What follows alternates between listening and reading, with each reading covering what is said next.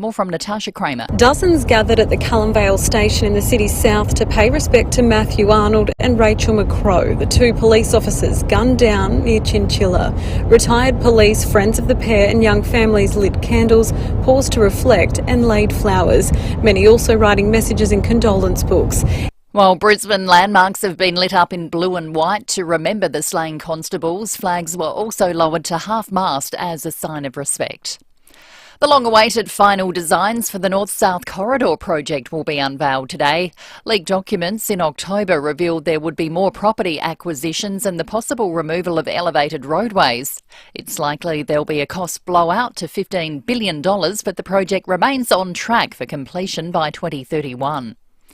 Former Prime Minister Scott Morrison will today appear before the Robodebt Royal Commission. More from Zach De Silva. For 3 years from 2015, the federal government claimed hundreds of thousands of people owed money to Centrelink. The problem was they didn't. The government has paid out more than $750 million to the victims of Robodebt after a major class action. Today, Scott Morrison will take the stand at the Royal Commission to explain his role in the saga. He oversaw Robodebt as Social Services Minister and played a role expanding it as Treasurer. The former Prime Minister is expected to spend most of the day giving evidence. Lawyers for Brittany Higgins say she's reached a settlement with the Commonwealth over a compensation claim. The two parties came to an agreement during mediation. The terms of the settlement will be kept confidential, but it's believed to be in the millions. Experts are predicting a rise in cyber attacks over the Christmas period. More from Brady Evans. Australian businesses are being urged to be vigilant as an increase in cyber attacks looms. Experts are expecting more breaches will occur in the coming weeks as criminals and state-sponsored hackers take advantage of holiday shutdown periods. It's estimated half of all Australians have had their private data exposed following the recent high-profile hacks. CyberX Intelligence Executive Director Nick Klein has told The Telegraph people should be on the lookout for phishing email scams, fake texts, suspicious website links or requests for money. The man who made explosives used in the Bali bombings is apologising to the victims' families. Umar Patek was released from an Indonesian jail on parole last week. He's told reporters he sincerely apologises to the Indonesian people and Australians who were impacted by the tragedy. Now turning to FIVEAA Sport. All new 2022 Mitsubishi Outlander with 10-year warranty. 10 years capped price servicing at Agostino Mitsubishi. Good morning, Jace Kemp. And a very good morning to you, Kendall. We'll begin with the World Cup, and the first semi-final between Argentina and Croatia is underway, with scores locked at 0-0 in the first half. It's Lionel Messi's 25th World Cup appearance, equalling the most of any player in the competition's history.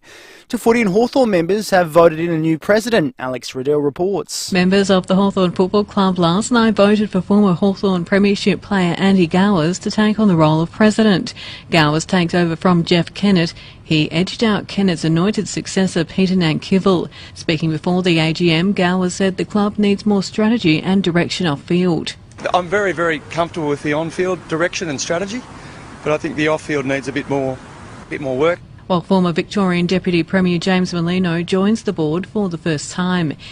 In the swimming, Australia starred on the opening day of the Short Course World Championships. Emma McKeon swam a stunning final leg to lead Australia to a world record in the 4x100 metre freestyle relay, while Annie Pallister also won gold in the 400 metre freestyle. To cricket, and the Strikers begin their Big Bash campaign tonight against the Sydney Sixers, while finally Nick Kyrgios has lashed out after losing the Newcombe medal to Ash Barty. Actually, just go back to the soccer, and it looks like Argentina have just gone 1-0 up against Croatia. So some good news there, Kendall. And that's the FIVEAA Sport. To the weather now, cloudy and 20, staying cloudy for Thursday, 22, 23 for Friday and sunny on Saturday, 27. At the moment, 10. More news as it happens on FIVEAA. This is FIVEAA Summer Breakfast. 6:05. Good morning to you on this Wednesday. Another beautiful morning out there in Hindmarsh Square in the city. Text us all morning 0448 08 1395 or give Michael and I a ring 8223 0000. You can of course jump on the Foodland Supermarkets Facebook and YouTube live stream. We are streaming all week while Michael Smith is in the chair. Sunrise this morning was at 5:57. Sunset tonight at 8:25. longer days. Not Isn't that it hot, nice? Michael. Good morning, to Lucy you. Logan. Yes, it's nice to be able to do something after you've finished work for the day and not leave in the dark, isn't it? Although we arrive in the dark here, it's very nice. This is good weather, and as we discussed yesterday with the Bureau, it's going to be perfect over the weekend. Fingers crossed, it's just as nice for Christmas end of next week. Can you believe it's the end of next week? Oh, yeah, well, it thus begins my pestering of the Weather Bureau for a Christmas forecast. No, we won't pester you too much, weather guys. On the show this morning, a story that I had saved up a couple of months ago, purely because I was fascinated by it. If you've ever gone and bought a souvenir that has the map of Australia on it, for some reason the little island of Tasmania gets forgotten. A man by the name of Hamish Thompson lives in Tassie. He's a new resident to the state, and he's been collecting memorabilia that leaves Tasmania off the map. Tea towels, earrings. You wouldn't get much of a complex, would you, if you lived down there, if you're a Taswegian? There's so many great things in Tasmania, and arguably David Walsh has put Tasmania on the map by opening that fantastic Museum of Old and New Art, Mona, in Tasmania, in Hobart. Have you been there? I would love to go. It's outstanding. It really is world class. And he's got a fascinating background. He made his money counting cards at casinos, but he's invested a heap of money into tourism in Tasmania, and there are wonderful experiences you can have down there. So if you've not been to Tassie, make the effort if you can find it on the map. That's right. And if you see a tea towel with it on the map, grab it. It might be a rarity. We're also chatting with Hannah Ford, of course, who was in court for the suspicious death at Edwardstown yesterday. And the worst words of 2022, if I say integrity issue, that might send a chill down several people's spines. Well, I would think integrity issue. Oh, that must mean a hole in a fence. Is that a strange leap to make? It's a very accurate leap to make. Strangely, that's the terminology that the folks at Taronga Zoo used when those lions escaped last month. We had an integrity issue. We're going to be talking to the Plain English Foundation about some of those really annoying expressions, the double speak, the gobbledygook that Polly's come up with, particularly when it comes to ruining our language. One of my other favourite words, which the people of the Plain English Foundation have highlighted this year, they call it a Frankenword, is shrinkflation. We'll find out what that is. Shrinkflation.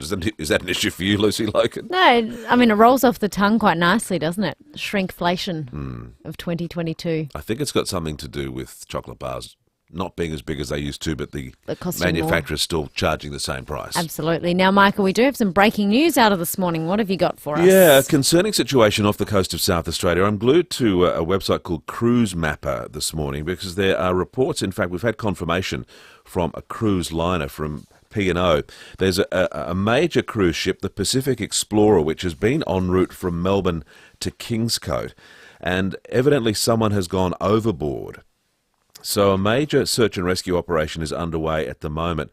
Looking at the map, the Pacific Explorer appears to be doing circuits off the coast of South Australia, sort of midway between Robe and Kingscote at the moment. To give you an idea, this is a large cruise ship, holds about 2,400 people.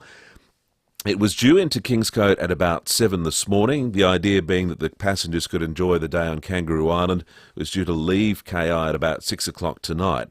P&O tells us that there were reports of someone going overboard around 11:30 last night, which has sparked this major search and rescue operation.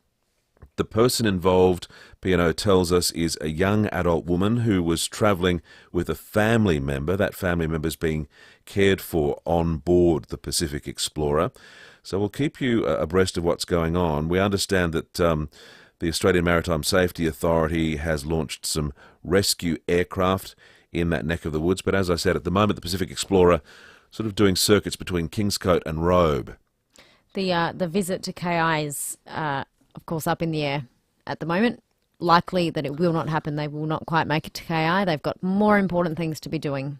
Well, I expect at some stage they're going to have to get everybody else off the ship. So whether it ends up going to KI or returns to Melbourne, I guess, is yet to be seen. We'll keep you up to date with this breaking story across the morning, particularly concerning. So just to repeat what's happened, at around 11:30 last night, suggestions that someone has fallen off the Pacific Explorer, a young woman, we're told. The cruise ship was en route between Melbourne and Kingscote on Kangaroo Island. Major search and rescue now underway off the coast of South Australia. I've never been on a cruise. No, and I guess they've had such a bad rap, the cruise industry just sort of getting back on its feet post-COVID, although we've seen a couple of those cruise ships pull into Sydney in the last week or so with a number of people really sick. So, I mean, this is independent of COVID entirely, but again, if there's been a significant incident on a cruise ship, it's not helpful publicity or coverage for the industry, is it? And not knocking the idea of a cruise ship, but I like to get out, walk around, see the sights on foot of a place. I not struggle with being on the water, but I'm much more comfortable on land. Well, people say that the advantage of going on a cruise ship holiday is that you get to unpack once and, you pull into different ports and you can have a day trip to explore various things, which I guess is what this cruise ship was planning to do on Kangaroo Island today. Difficult to know where most of the passengers would be from. A lot of Australians are sort of cruising within Australia at the moment. And, of course, I think we were being told this is going to be the biggest cruising season we've ever had in South Australia. And I've got an idea the Pacific Explorer may be based here or based in Melbourne, but it certainly runs this sort of neck of the woods quite frequently. So keeping a very close eye on that for you this morning in terms of this search and rescue operation involving the P&O Pacific Explorer, which seems to have done about 6 or 7 circuits off the coast there between Robe and Kingscote at the moment as they look for this young woman who reportedly fell off the ship at about 11:30 last night. The Pacific Explorer, I'm just seeing, used to be called the Dawn Princess. Right. It can hold up to 2,000 passengers. Yeah. The refit to become the Pacific Explorer was in 2009, but the maiden voyage of the Dawn Princess, its former name, was in 1997. So about a 25-year-old craft. I guess they often change hands and get updated and renovated. But most concerning this morning that this young woman has somehow gone overboard, and this major investigation underway involving the Australian Maritime Safety Authority being coordinated through their Joint Rescue Coordination Centre. So police may know more about that as well. We'll check in with them as we usually do about 6:45 this morning. A few other things to get to today. Of course, people around the North-South corridor would be anxiously awaiting to see what the state government has decided to do in terms of the final stage of that Torrens to Darlington project. Suggestions today in the Times are that it could be more like $15 billion, the ultimate price tag. A lot of speculation about what the final design will look like and just how many properties are going to have to be acquired in that neck of the woods. You'd be anxious, and I know that they've received conflicting information over the last 8 or 9 months or so. Some people thinking they were going to lose their houses, partially part of their property, then saying, no, you're not in the line of fire. And I heard someone saying yesterday they'd been notified they're only going to lose 3 metres of their property, which is strange. But how do you live if the property's having 3 metres acquired? How would you live through the construction of something like that? Is it 3 metres out of their house or of their backyard? That has quite a big impact. Either. I mean, if someone shaved 3 metres off your backyard, presumably there's going to be trucks rolling past your house pretty close. Anyway. Now, Michael, I know you went to New Zealand recently. Did you go to Hobbiton? No. I'm not a Lord of the Rings fan. No, look, me either. It will shock no one. I haven't seen it or The Hobbit. But if you are going near Hobbiton in New Zealand, you can now stay there on Airbnb. Really? And you can make the booking from 8 o'clock this morning. Bookings are opening for the one and only Hobbiton Middle Earth stay on Airbnb. It is listed exclusively on Airbnb for the first time ever, and it's not going to be open all the time as an Airbnb. They're opening it just for a set amount of time so people can have this experience. So if you are interested, it is 8 a.m. Eastern time, so 7:30 our time. You can book into Hobbiton on Airbnb. There you go. So is that where you'll be during the 8 o'clock news, 7:30 news? That's right. It is to celebrate the 10th anniversary of The Hobbit. That's why they're doing it. It is a once-in-a-lifetime stay, I believe. It'd be worth jumping on at least at 7:30. I wonder if Airbnb website crashes. Could possibly do. Yeah, a lot of interest in that sort of thing. And maybe it'll be brought up by someone who works for Gina Reinhardt. Did you see this story?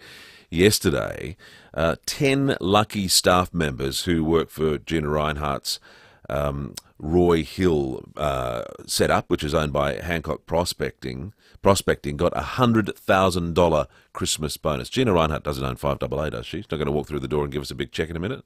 No. I wouldn't mind it. It'd be nice. It was 10 names out of a hat? 10 names out of a hat, and one of the people who won had only been there for about 3 months. That's not a bad 100K Christmas bonus. Thanks for coming. If you'd been there for 10 years, you'd feel a bit gypped, wouldn't you? But it's probably just lunch money for Gina Reinhardt, because she's worth, what, 43 billion or something? Last month, she pulled in a staggering $2.3 billion. Oh, well, it's chump change then, but still, thank you very much. 100 grand. Wouldn't say no to it if my name came out of a hat. That'll buy you a few bagels. And before we go any further, and I know you don't like talking about it, but I must congratulate you and David and Will and Lucy. The radio ratings were out yesterday. Adelaide's #1 breakfast show by a country mile. So congratulations. I know you don't like congratulating yourself, but I'm not here all the time, so I can. As a listener, I'm really pleased because you guys work really hard. It's a great show, and you love informing and entertaining the people of Adelaide. So well done to David, Will, Lucy and Sam. Thank you. Well, thank you for being part of it, Michael, and thank you for your well wishes. We shall move swiftly on from that. You hate it, don't you? Yeah, I'm not very comfortable with the old compliments, but it is 16 minutes past 6. We'll get to some news headlines after this, and just remember you can call in all morning, 8223 0000, or send us a text, 0448 08 1395. Hey Strikers fans, Sid's here and you don't want to miss this. It's our season opener against the Sydney Sixers on Wednesday, December 14 at Adelaide Oval. Not going to lie, I'm pretty excited about this one and you should be too, as we'll be launching the Peace City 2.0 shades as our match day giveaway. These are this summer's hottest item. Visit adelaidestrikers.com.au for tickets, and I can't wait to see the best fans in the league back at Adelaide Oval this summer. Heard of the leg pain study? At Park Clinical Research, we're looking for people who are experiencing constant shooting or radiating pain down the back of their legs. During our trial, you'll have access to medical professionals who understand your condition and be reimbursed for your study-related expenses and time.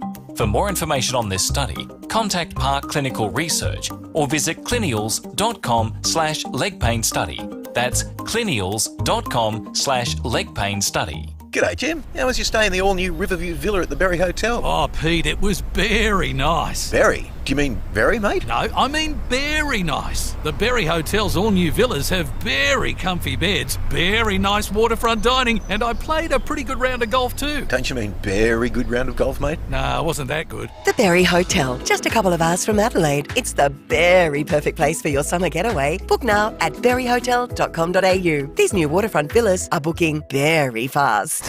A lot of shopping centres are the same. Same predictable shops, same people. But if you want something new, check out Newton Central with Drake's, Barossa Fine Foods, Seafood Works, Target and many more specialty shops.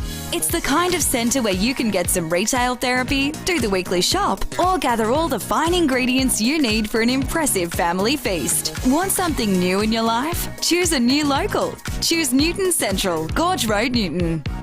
When I feel strong, I feel like dancing. When we feel strong, we feel like dancing. Join the Wiggles and World Vision in bringing hope and joy to children around the world by sponsoring a child this Christmas. Your support can make them feel strong and proud through improved access to food and education. Sponsor a child today. Search World Vision. I feel like dancing around the world. For more than 10 years, Brenton Raglas and Kate Collins have brought you all the big stories on 9 News. This is 5AA Summer Breakfast. Good morning to you on this Wednesday morning. Michael, you got some news headlines for us. Indeed, Lucy. Brisbane landmarks have been lit in blue and white to remember the slain constables Rachel McCrow and Matthew Arnold, who were killed in this dreadful incident in the Western Downs of Queensland the night before last. The young officers, as well as an innocent neighbour, were shot and killed during an ambush at FIVEAA. This is the property about 300 kilometres west of Brisbane. Flags have also been lowered to half-mast as a sign of respect. And it's been sadly revealed that the innocent neighbour caught up in all of this should have been celebrating his wedding anniversary today. Awful. Alan Dare and his now widow, Kerry, would have been celebrating 26 years of marriage. Alan went over to the property to investigate what was going on when he was fatally shot in the back. Such a tragic story up there, and we're learning more and more about the young police officers killed as well. 26 and 29. Just a gut-wrenching story. The front page of the Advertiser and the Australian, pretty tough to look at this morning. Yeah, such bright futures, well liked by their colleagues. Anyway, yeah, what more can you say? Yep, awful. The bomb maker behind the 2002 Bali bombings has apologised a week after being released from prison. Umar Patek served about half of his 20-year sentence and is now on parole. In an interview, he's conceded his wrongdoings and asked for forgiveness. I also apologise to the Australians who also experienced a very great impact from the Bali bombing crime that occurred. Well, for the 88 Australian victims' families, I'm not sure how that flies. Yeah, I walked past the little memorial they have near the Unley Oval on the anniversary in October. Lovely floral tributes and wreaths laid down there. It's hard to believe that it was such a long time ago, but still such a raw experience for so many South Australians, particularly who were caught up in it. The state government, as we were mentioning earlier, will release the final designs today for the North-South Corridor project. More properties appear set to be acquired, while the completion date and cost are also expected to blow out. We're hearing suggestions of a $15 billion project at the end of the day. West Hindmarsh resident George Sovinsky says he's tired of all the uncertainty.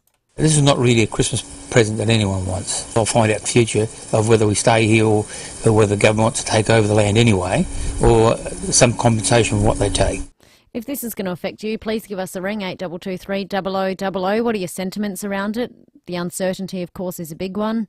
Maybe you have heard what's happening with your own property. Tell us about it. 8223 0000. It sounds as though certainly there'll be fewer flyovers than were initially planned under the previous government. Exactly what form it takes, hopefully we'll find out later today. Some 70 countries and institutions have pledged more than $1 billion in immediate aid to help Ukraine get through a harsh winter. France has hosted a global meeting in Paris to discuss what could be offered between now and March to help support the war-torn country. Russian military attacks have been targeting vital energy infrastructure. And here's some good news for Adelaide rock fans. Jimmy Barnes is reportedly recovering well after undergoing urgent surgery. The Aussie rock icon was forced to cancel tour dates later this month, revealing he was suffering excruciating pain in his back and hips. His daughter, Ellie Mae, has provided an update on social media, thanking fans for their well wishes. Of course, his Saturday night gig at the FIVEAA 500 was the last before he took the time out to have this surgery. There was a photo as well of an x-ray of what he'd had done, which I believe is on one of his hips. I don't know if it's a full hip replacement or he's had bolts or screws put in. Yes, Sam's giving me thumbs up. Full hip replacement, Jimmy Barnes underwent. Impressive to perform at the 500, knowing that you're in that absolute agony, and you're probably nearly relieved to be going into that operation eventually, but... It's frankly, seeing the way he's performed on stage and thrashed his body, it's surprising he hasn't needed a hip replacement before now, but a terrific performer and so versatile in so many ways. Have you had the chance to see the documentary that was made about his life called Working Class Boy? No, I haven't yet. I'd love to see it. Saw it at the cinema and I actually teared up at the end of it. Call me an old softie if you like, but it's such a remarkable story. It goes back to his really difficult youth in Glasgow and then, of course, growing up in Elizabeth, the early days of Cold Chisel, his success, his relationship with David Campbell, his son, and it's terrific. Well worth seeing. If you haven't checked it out, even if you're not a Barnesy fan, it's such a heartwarming family story. Highly recommend Working Class Boy. Top of 20 degrees today and cloudy, top of 22, cloudy tomorrow, top of 23 on Friday, partly cloudy before finally 27 and sunny on Saturday, 30 mostly sunny on Sunday, and hold your horses, 33 and 34 for Monday and Tuesday. Break out the Mankini.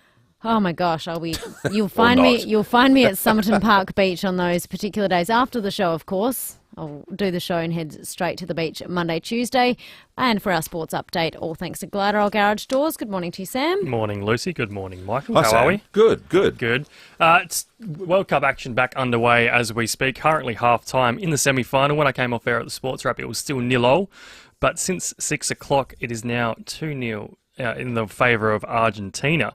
First goal up was Lionel Messi.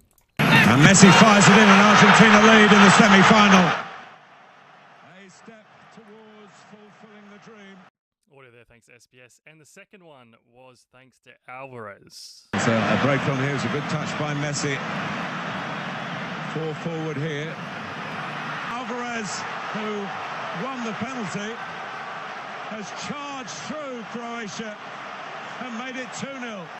Audio there, thanks to SBS once again. So that action's underway right now, currently half-time. Jace will be giving updates throughout the news this morning. Michael, big soccer man, yes, no? Well, I was just thinking Lionel Messi probably Bit earns tongue-tied before. more than the whole Croatian team put together, doesn't he? 126 million he earned in 2020, apparently. 10 million bucks a month, 2.4 million a week. That's sort of like Sam Dado money, isn't it? Well, we were talking how nice it would have been to get this $100,000 bonus from Gina Reinhardt for Christmas. I would take 2.4 mil per week. Yeah, well, isn't that what you got? You are Adelaide's #1 breakfast show. Surely you get paid that sort of money. And Lucy I gives hope you the our boss daggers is listening. Are people still watching the World Cup is my question. It's sort of not died off a little bit, still the world's game, but being in the semi-finals and the Socceroos are already back at home, are people still watching the There soccer? are a lot of football fans in Australia that would be glued to it. And a lot of support for the Argentinians, I guess. But you're right, it did peak, and it was terrific to see so many people turn out at the Adelaide Oval to watch the Socceroos the other week, and that wonderful homecoming for Craig Goodwin when he arrived at Adelaide Airport. I think there's still interest for the diehards. I guess if you are now living in Australia, perhaps if your home country is still playing, you'd be absolutely glued to the TV. Just unfortunate some of the game times. 1:30 in the morning wasn't that friendly the other day. No, well, I think there's a reasonable Argentinian community in Adelaide. My Spanish teacher at Flinders Uni was from Argentina, and we have a cameraman who's recently started with it at Channel 7, who I imagine will be up he'll be up and about. Don't you worry about that. Excellent. World Cup still, of course, going on. Argentina, they're leading 2-0. We'll get to the 6:30 news with Kendall shortly. That was our sports update. Thanks to Gladroll. Check out Gladroll Garage Doors, new Timberlook Native Series sectional doors, gladroll.com.au. And after the news, we're talking Tasmania. Apply for a mobile card for your business today. Visit mobilecard.com.au to get discounts on mobile quality fuels, zero account fees and other exclusive benefits. Mobile Card, your business sorted. Want faster, more reliable internet? Switch to Aussie Broadband and access a $0 fibre upgrade to go faster than ever before. Check your eligibility at aussiebroadband.com.au. FTTC and FTTN addresses only. T's and C's apply.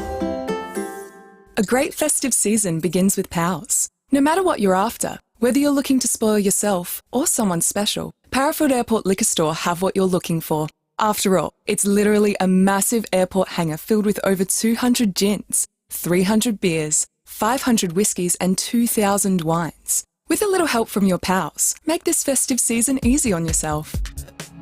Parafield Airport Liquor Store. Pals. Open till late 7 days. Next to Roulette's Tavern, Kings Road, Parafield. Every year, families all over Adelaide enjoy their festive season with Chanellas because they make it so easy to get your shopping done. In fact, to help you organise all your fresh Christmas eating, they'll be open from 6:30 on December the 23rd until 5:30 on Christmas Eve. That's 35 hours straight. I'm just thinking how many cannolis and bread and other wonderful things you could hoover down in 35 hours. I should keep reading the commercial rather than dream about food, shouldn't I? You'll find all your fresh produce, chef-prepared meals and Christmas platters, bakery, amazing patisserie, seafood, stunning fresh flowers and all your butchery needs. And remember, with Chanellas, everything is lovingly made in-house from scratch by their chefs and patisserie chefs. So call into 62 Prospect Road in Prospect or go online at chanellasmarket.com.au. Chanellas, best and fresh. It's a way of life this Christmas. At Lendlease Retirement Living, we create places to live well. That's why our retirement villages are designed with your well-being in mind. From friendly neighbours and social activities to surroundings that inspire an active life, you'll discover the joy of belonging to a community that cares. It's more than just somewhere to live. It's a lifestyle that supports you to thrive. Retirementbylendlease.com.au. Your place to live well. Helping artists tell their stories, to me, that's big. Training and opportunities for a new career, to me, that's big. Showing girls that they can do anything in any field. Creating jobs and opportunities for our mob. A place the community can call their own. To me, that's big. We've built great communities in regional South Australia. And to have support to keep them great for a long time to come. To us, that's big too. To find out more about BHP's community programs, visit bhp.com. 5AA Breakfast is streaming live right now. To watch, simply head online to 5AA Facebook or search 5AA on YouTube. This is Adelaide's 5AA. Cloudy and 20 with the 6:30 news. I'm Kendall Brettig. Give the gift of health this Christmas with a Physio Extra Pilates or massage gift voucher. physioextra.com.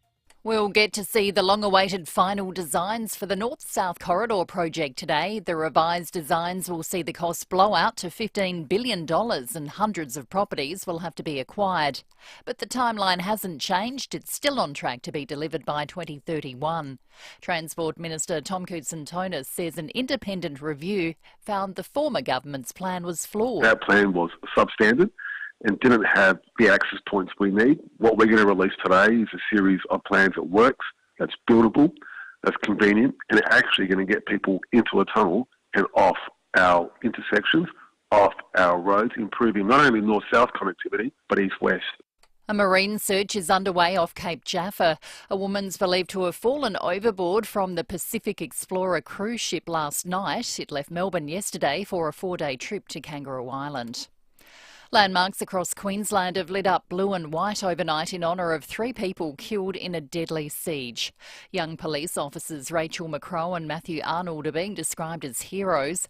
They were gunned down in an execution-style ambush at a remote property west of Brisbane, along with a neighbour, Alan Dare. Mourners at a candlelight vigil say they're in shock. 2 families are now destroyed because of these horrendous perpetrators. The callousness and the premeditation of it was just beyond comprehension. Brittany Higgins has reached a settlement with the Commonwealth after she took legal action for compensation. Her lawyers say the terms of the settlement are confidential. They were originally seeking around $2.5 million. Former Prime Minister Scott Morrison will appear as a witness before the Robodebt Royal Commission today. He oversaw the controversial scheme as Social Services Minister and played a role expanding it as Treasurer. Around 400,000 people were wrongly sent computer-generated debt notices under the program. A vaccine which could slash the chance of secondary skin cancers is being hailed as a breakthrough. During a trial, Moderna formula reduced the reoccurrence of melanoma by 44% when used with another immunotherapy drug. It's being tested on 157 patients, including 79 Australians. A French court has found 8 people guilty over a terror attack more than 6 years ago. More from Karianne Greenbank. It was 2016 in Nice, Bastille Day. Around 30,000 people had gathered on the promenade to watch the fireworks when 31-year-old Islamic State sympathiser Mohamed Laquay Boulel ploughed his truck through the crowd, swerving to hit as many people as possible, killing 86 and injuring around 450. He was shot dead by police. So this trial largely targeted indirect accomplices. The sentences ranged from 2 to 18 years for the 8 defendants who were found guilty of being involved in the planning for the attack, whether that was hiring the truck or buying the gun. Some of them had said they had no idea what the truck or gun would be used for. But the 2 men given the toughest sentences, the 18 years, were found to have gone on a reconnaissance mission in the truck along the promenade just days before the attack. They were found guilty of terror offences.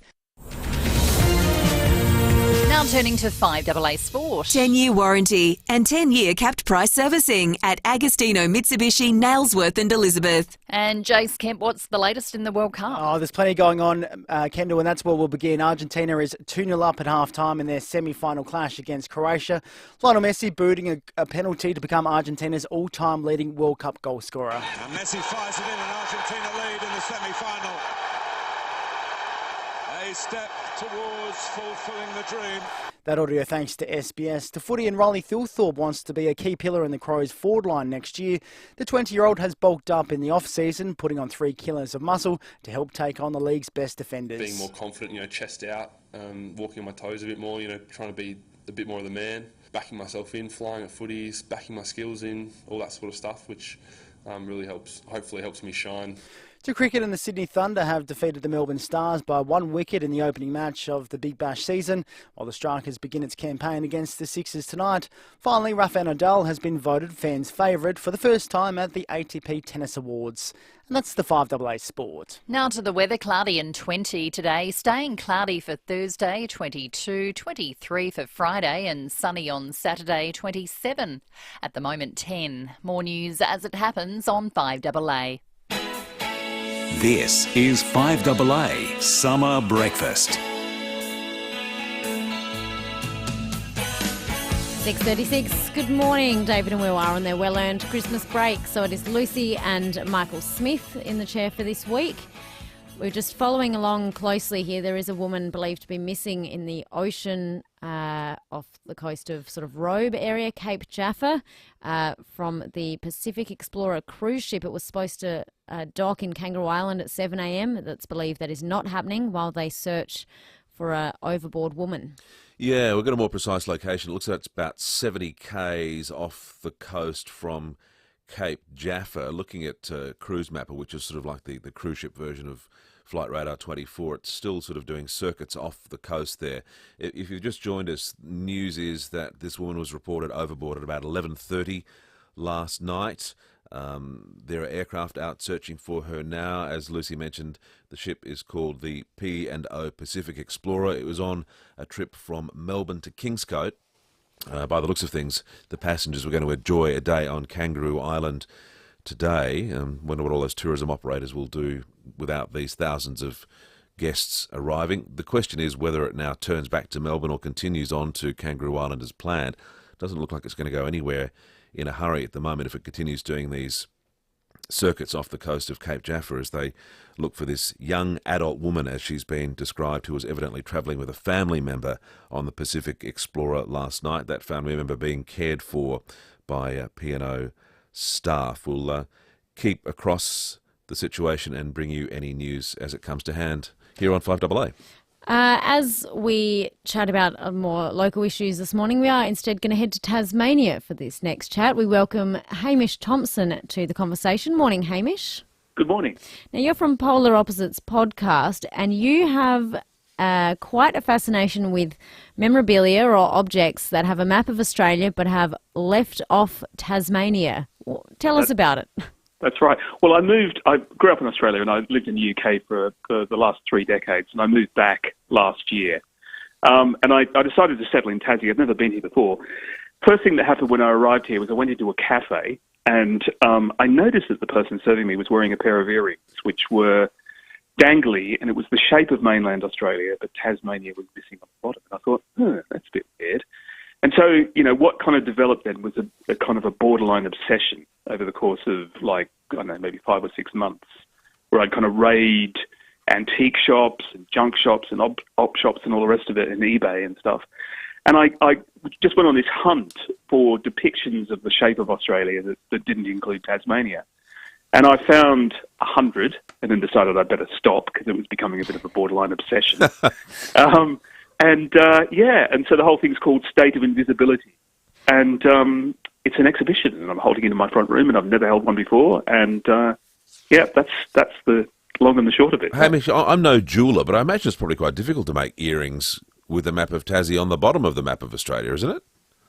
Well, okay, you're going to listen to an obsession. Not that I'm making excuses. So I had 3 criteria for this exhibition. The first one was that it had to be possible to add Tasmania, sort of dangling below something or attached to something.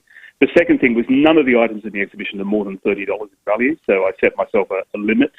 And they also had the sort of post-date federation. So there were those three constraints. But, yeah, I mean, in this case, it was noticeable for me because, the Australian bit was dangling, and you could easily have dangled a Tasmania below it. I've just been reading Paul Hogan's new book. We're having him on the program later in the week. And he specifically references Tasmania in one of the chapters. And he says that the reason we leave Tasmania off the map is because Abel Tasman left the mainland off the map originally, because he made a big fuss about Tasmania. And Hogs says, for reasons of poor eyesight or something else, didn't realise that there was a big island to the north, so that's why we leave you off the map now, because he left us off the map. Yeah, well, we get into contentious territory there. It feels a bit like, like a question mark without a full stop below it to me. I mean, I think, Tassie is obviously a part of Australia, and it's a state. And one of the interesting things I did for the exhibition actually was I did some of the depictions. I photoshopped them and took out other states instead. So I took some of the objects and I'd add Tasmania in, and then I'd say take out South Australia. And it's been one of the most striking things. I mean, people have kind of looked at it and they thought, oh yeah, actually now I see the point. If you turn the tables on something, you can kind of, it kind of makes the point in itself. How do your fellow Taswegians feel about it? Do you all feel a bit like, is it humorous to you, or do you feel a bit offended that you've been left off so many objects? Well, I guess, I guess people kind of come at it with a sort of a wry acceptance, I mean, they kind of see the humour in it, but I think it's just one of these things that has been. I was surprised actually at how many there are, So my eyes are now attuned to it, and everywhere I go, in most junk shops, I've been able to find at least one thing. So it's just part and parcel of life really, and. Yeah, I mean, people don't moan about it, but I think they kind of think, another one. It's just part of life, really. What's your favourite item that you found, despite not having Tasmania on it? What's your favourite one? Well, I've got a souvenir of Federal Parliament House, in Canberra, which is a desk calendar, and the wooden bit is shaped like mainland Australia. And the desk bit's on the top. So I think, Federal Parliament House, come on, you've got to add Tasmania. But even worse, on the back, there's a sticker that says genuine mulga wood, and it's in a sticker that is the shape of mainland Australia without Tasmania, so you get a double whammy. Oh, no. Yeah, you would think somewhere from the capital of the country, the Federal Parliament office would definitely include Tasmania. Well, how long is your exhibition up and running? If people are heading to Tassie these holidays from Adelaide, where can we find you? Well, if you pass through Fingal, which is in the middle of rural Tasmania, and then pop into the neighbourhood house, they'll point you in the right direction. I'm really making this up as I go along, but I'm hoping that people will come and have a look in the new year. This is not going to spark some sort of campaign to secede, is it? Because Tasmania has got everything you need. You've got hydroelectricity, you've got fantastic seafood, amazing wine, cheese, art. It's all there. You're going to have a footy team soon, hopefully. Yeah, in the AFL. Yeah. It is an absolutely stunning place. I mean, I grew up in Australia. I've always loved it, but my jaw dropped. I mean, it is absolutely beautiful. I feel like I'm a one-man Tasmanian tourist operation at the moment. You're doing more for Tasmanian tourism than David Walsh at the moment. How good is Mona, just by the way, if people haven't been? Would you recommend that? Do you know, I haven't been. What? You live in Tasmania, you haven't been to Mona? Well, no, I'm going to let you in on a little secret. My exhibition space is called Minor. Which is, That's very clever, Hamish. And I just didn't want to, kind of infect my thought process with it. But I'm really looking forward to going down there. In fact, I've written to him, and I hope to get a chance to meet him at some time. So, did you say you grew up in South Australia originally before you went to the UK? No, I grew up in Victoria and the ACT, actually. Right. So why are we speaking to you? No, it's all right. We don't have convicts on this show. Thank you so much for your time this morning, Hamish, and we'll send some Adelaideans down your way to check out the exhibition. Fantastic. Thanks so much. There you go. What about that? Tasmania just being left off of 100 at least objects. Yeah, remarkable, isn't it? You can understand why you get a little bit paranoid about it. Get a bit jaded. No, he saw the funny side, luckily, and has instead created his own merch. He's made a wallet here, I can see, with a map of Australia on it. He's cut out New South Wales. Yeah, well, they don't care, do they, in New South Wales? But that's clever, calling it Minor rather than Mona. That's good. Be a fun exhibition to go and see if you're in Taswegia over the holidays. Be a nice place to go, Tasmania. Wouldn't be too warm down there, but it's not here either, warm. Exactly so it doesn't matter. We will come back with the Bureau of Meteorology and our police update. But first, here's traffic. Thanks, Lucy, and good morning. At Greenacres, Burst Watermain, Foster's Road near Princes Road with speeds down to 25 in both directions. Glendore traffic light is being knocked down on Anzac Highway at South Road. Uber 8 changed traffic conditions due to intersection upgrade works. That's on Fullerton Road at Crossroad. Speeds are down to 40, and that'll be pretty slow this morning too. Getting busy, South Road at Mile End with a camera, 6th Avenue at Joslin. Get your first month for just $1 on selected home internet plans at Telstra. Offer for new services. Hurry, ends December 19. Find out more in-store or online at Telstra. Adelaide's most accurate traffic on 5AA.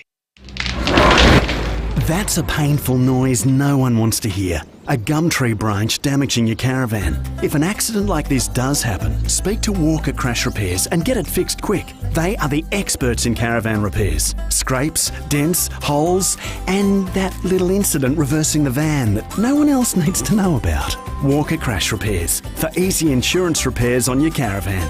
Get it fixed right with Walker Crash Repairs, your RAA approved caravan crash repairer. Da-da-da-da! Bardsy here from Barbecue Adelaide Weber Stores. Summer is meant to be all about sun, fun and Barbies. Well, for everything Barbie this summer, come check out the full range of Weber barbecues at my Barbecue Adelaide Weber Stores. We've got the full range of Weber barbecues, all the Yeti here under the sun, plus more rubs and sauces than you can poke your tongs at. So, for everything Barbie this summer, check out my Barbecue Adelaide Weber Stores, James Cross and Mile End, and prepare to get lit.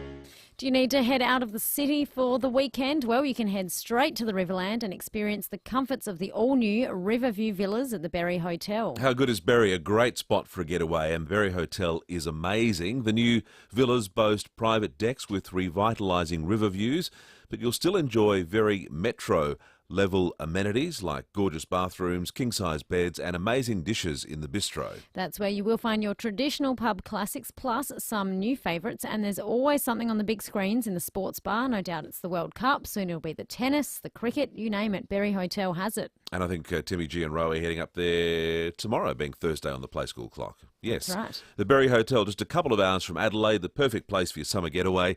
Book now at berryhotel.com.au. These new waterfront villas are booking, who writes this? Berry fast. I like it. Boom tish. It's always perfect weather in your outdoor area with blinds from My Living Outdoors. The people that build Adelaide's best decks, verandas and pergolas can also install quality outdoor blinds in a wide range of colours and styles, including motorised blinds. My Living Outdoors blinds are Australian made too, from quality materials, so they're made to last with long-term warranties and of course exceptional workmanship. Enjoy the outdoors all year round with blinds from My Living Outdoors. Visit mylivingoutdoors.com.au. Electricity bill! Bills shouldn't be scary. EcoVantage have supplied energy efficiency in homes for over 15 years. They can install hot water systems that use up to 80% less electricity than regular hot water systems. Help the environment while you save hundreds. And thanks to federal and SA government incentives, you could get your energy efficient hot water system supplied and installed for as little as no cost to you. Stop scary hot water bills with ecovantage.com.au. Introducing Nissan Future Value Business Plus, a new fleet finance solution for small to medium businesses offering competitive weekly repayments including the cost of scheduled servicing for the loan term. Available now on the all-new Nissan X-Trail ST. Plan confidently for the road ahead with Nissan Future Value Business Plus. Visit nissan.com.au/business plus or contact your local Nissan dealer. Approved ABN registered small to medium fleet applicants of Nissan Financial Services. T's and C's and exclusions apply. For more than 10 years, Brenton Raglas and Kate Collins have brought you all the big stories on 9 News. This is FIVEAA Summer Breakfast. Good morning to you. It is about 10 to 7. A lovely morning in the CBD. You can jump on the Foodland Supermarkets Facebook and YouTube live streams. We're about to put up our weather forecast for the morning as we run through it with Vince Rowlands from the Bureau. Morning, Vince. Morning, Lucy. How are we looking for today? Yeah, a little bit of cloud have just drifted in, expecting a reasonable amount of cloud to hang around today, and pretty chilly start to the day, sitting at 10 degrees at the moment. Got down to 9.7 just around 20 past 6 this morning, so pretty cool start to the day, and looking pretty similar as far as temperatures go, what we saw across the city yesterday. So we are going for a top of 20 degrees, a bit cooler up in the hills, got 17 for Mount Barker. And along the coast, we've got 20 degrees for Glenelg and 19 degrees for Noarlunga. So, another reasonably cool day in the city today, and things are just slowly going to warm up over the next couple of days. So tomorrow, probably see that cloud lingering around a bit more, so top of 22 degrees, but starting to see the sun come out a bit more on Friday, 23. But, really looking forward to the weekend. Looking very nice across the city with a sunny 27 degrees on Saturday. and 30 degrees and mostly sunny for Sunday. So, yeah, weekend's looking pretty good. And temperatures continue to rise as we head into next week with a 33-degree max for Monday and 34 for Tuesday. So summer's on its way back, but we'll have to put up with a couple more cool days before we get there. Now, Vince, I know your colleagues have been reluctant to roll the dice on a potential forecast for Christmas Day, and Lucy was about to ask you, so I can get in trouble today. What's it going to be like on Christmas Day, Vince? Oh, look, it's always pretty tricky this far out, so we'll have to wait and see what the patterns are doing over the next few days. We'll probably have a bit more of an idea over the next few days, but our official forecast obviously doesn't come out until Sunday, so I think we'll have to wait and see until then what the temperatures and the conditions are going to be like for Christmas. No worries at all. Thank you so much, Vince. Good news, though, heading up into the low 30s by the weekend. I've just noticed, though, Adelaide is among the coldest capital cities this morning. Adelaide, Hobart and Canberra, all three of us, are currently sitting in the 9-degree bracket. Currently 25 in Darwin, 22 in Brisbane. 9 degrees. Welcome to summer. Dave Muir joins us now from Police Media. Senior Constable Dave Muir, we've been keeping people up to date with the situation off the coast of Cape Jaffa, the Pacific Explorer situation. How are police involved in the search for this missing woman? Yes, good morning, Michael, Lucy and listeners. Look, we were alerted just after midnight after crew discovered that a woman had fallen overboard as the ship was off the coast of Cape Jaffa in the state's southeast. Now, we've currently got Polair and the Challenger aircraft from Essendon, Victoria, focusing their search in an area roughly about 70 kilometres off the coast.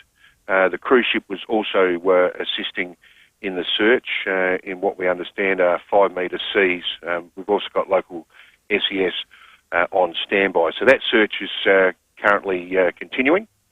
And we'll provide you with updates as we get information to hand. 5-metre seas, they sound like pretty rough conditions. I guess this is more of a question for P&O than you, Dave, but is there any indication that the ship is likely to continue on to Kangaroo Island or return back to Melbourne? It looks fairly stationary at the moment looking at Cruise Map, but I guess it's not going to go anywhere until there's some sort of outcome.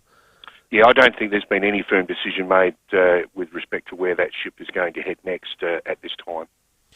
And what else has been happening overnight in terms of the Riverland? We're keeping a close eye on the situation up there. More ferries have been impacted. Yeah, look, we're just letting people know we're passing on this information, but the Purnong ferry is going to be closed from 7 p.m. tonight, and the Walker Flat ferry will be closed from 7 p.m. tomorrow night. Both of those are going to be closed until further notice due to the increased flows and flooding along the Murray River. So we're also taking this opportunity to remind and urge the community not to ignore road closures as the River Murray flood emergency continues. We all know ignoring a road closure may be a threat to you and your family. So when the road is closed, we're asking people not to drive or walk around the sign, not to go up onto levees, to use an alternative route and take care on the roads in the area. Now, for assistance with any flood or storm damage, call the SA State Emergency Service on 132 500. If it's an emergency, by all means, please call 000. And for continuing updates with respect to any road closures, you can always go to the traffic website, which is www.traffic.sa.gov.au. Dave Muir, thank you very much. Please let us know if you hear anything in relation to the search for the woman missing off the Pacific Explorer. We will, thank you. Thank you, Dave. Now, it was about 25 hours ago. If you're in Mount Barker, you may have heard what you thought was thunder or perhaps even the garbage truck rolling down the hill, except we heard it wasn't bin day yesterday in Mount Barker. Instead, it was a 2.1 size earthquake, and we welcome seismologist David Love to the show. Morning, David. Good morning. So 2.1 magnitude earthquake yesterday. I think that's on the smaller scale. Is that right? That's right. We actually got a magnitude of about 1.6 or 1.7 from our station, so yes, it was quite small. Is it unusual for it to have been felt so widely? Because we were hearing reports of quite a long way sort of north and south of the area where it was centred.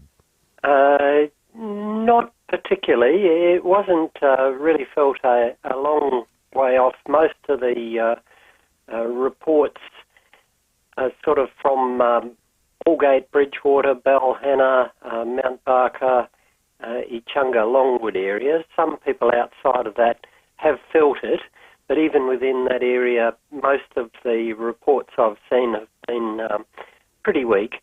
So that's fairly common. It's just that the earthquakes tend to normally occur further north where there's less people. Is this a fairly active seismological area? Because there was that quake back in March, if my memory serves me correctly, or is it just coincidental that there's been a bit of activity in that area in recent months? It's more coincidental that it's been there in recent months. It is interesting that the two most widely felt earthquakes, say in the last 20 years in this region, have both been at the same point under Mount Barker, and that's of particular interest to me. But other than that, we just have occasional ones, small ones, in this area of the world, whereas if you go further north to, say, Burra up to Port Augusta, Quorn, we have quite a lot, and in fact, sort of through the northern Flinders and northern Mount Lofty ranges and up through the Flinders, we record round about an earthquake a day, and most of them are very small, like this one, or even smaller. We were talking on the program yesterday, in fact, replayed some 5KA audio from 1954 from that significant quake back then, sort of speculating about when we're due for the next one. I get you probably get that question all the time, do you? When is Adelaide due for a more major earthquake? Are we overdue for one? Well, there's sort of no such thing as overdue. We just know that we have them. We can't predict. That really is the big problem.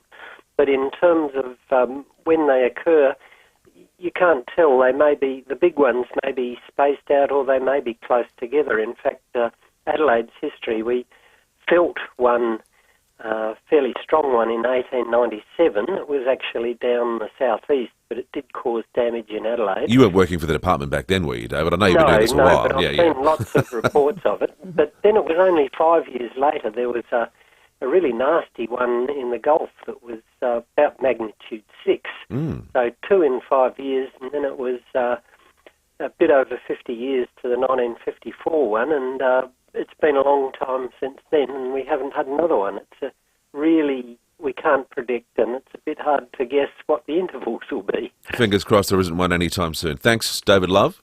Okay, thank you. Thank you, David. If you were in Mount Barker yesterday and you realised you did feel somewhat of a tremor, please text us 0448 08 1395, 1.6 on the Richter scale, smaller than was first reported. Yeah, I didn't see any of those memes go around yesterday that you were talking about, the plastic chair falling over. We will rebuild. Coming up after the 7 o'clock news with Kendall, we'll revisit some of the more local Adelaide stories. Hey Strikers fans, Sid's here and you don't want to miss this. It's our season opener against the Sydney Sixers on Wednesday, December 14 at Adelaide Oval. Not going to lie, I'm pretty excited about this one and you should be too, as we'll be launching the P-City 2.0 shades as our match day giveaway. These are this summer's hottest item. Visit adelaidestrikers.com.au for tickets, and I can't wait to see the best fans in the league back at Adelaide Oval this summer. Patience really does pay off, especially if you've been holding out for a shiny new Volkswagen Tiguan or Touareg. Mawson Lakes Volkswagen is now receiving truckloads of new Volkswagens, including the confident and clever Tiguan and the luxurious Touareg with a whopping 3.5-tonne towing capacity. Secure a great price and take delivery before Christmas. Remember Mawson Lakes Volkswagen for servicing too, with next day servicing and free loan cars. Mawson Lakes Volkswagen, just a short drive from the city. Hi, Alan Lark from Maddox. If you need air conditioning or solar service, the last thing you want is bad advice or a rip-off price. So, it makes perfect sense to call Maddox with your service inquiry. We're a family-owned business for over 50 years, the trusted name for air and solar in South Australia. You'll get the right advice and very fair and honest prices. In fact, much of our advice is absolutely free. Call 1300 Maddox or go online anytime.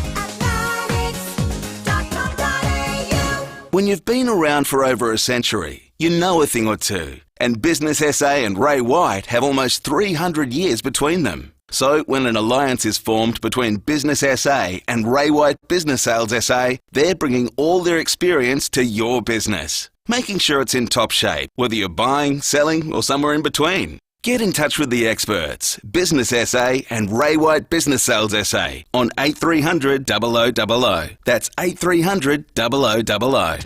5AA Breakfast is streaming live right now. To watch, simply head online to 5AA Facebook or search 5AA on YouTube.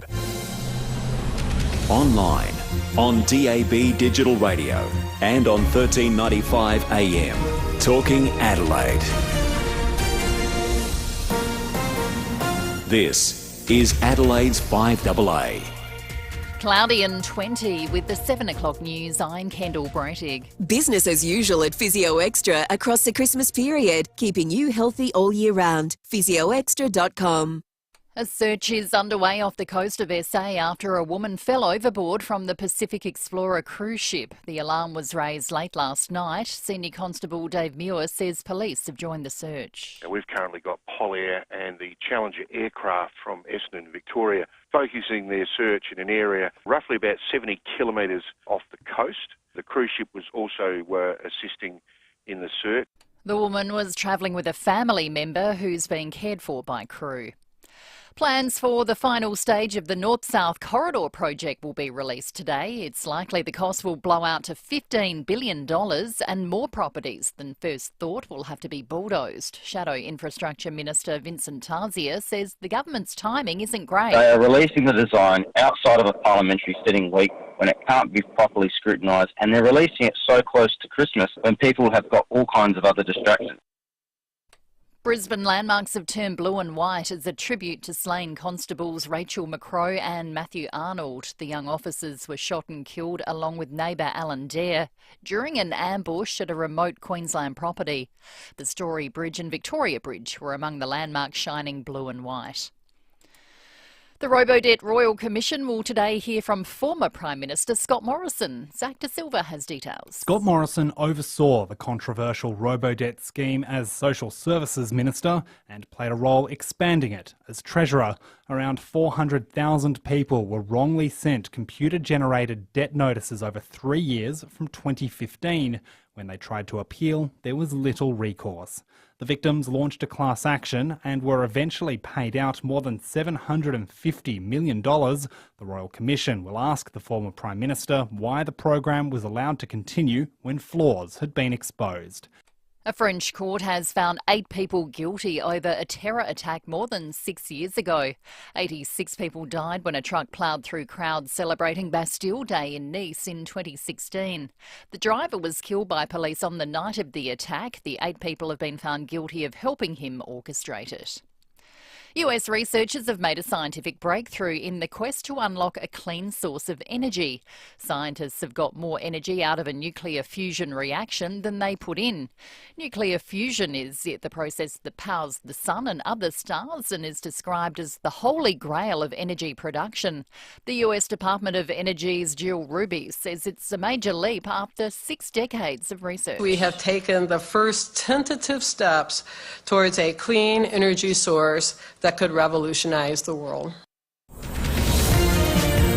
Now turning to 5AA Sport. All new 2022 Mitsubishi Outlander with 10-year warranty, 10 years capped price servicing at Agostino Mitsubishi. And Jace Kemp, what's the latest in the World Cup? Oh, there's plenty going on, Kendall, and that's where we'll begin. Argentina leads Croatia 3-0 in the second half of their semi-final clash.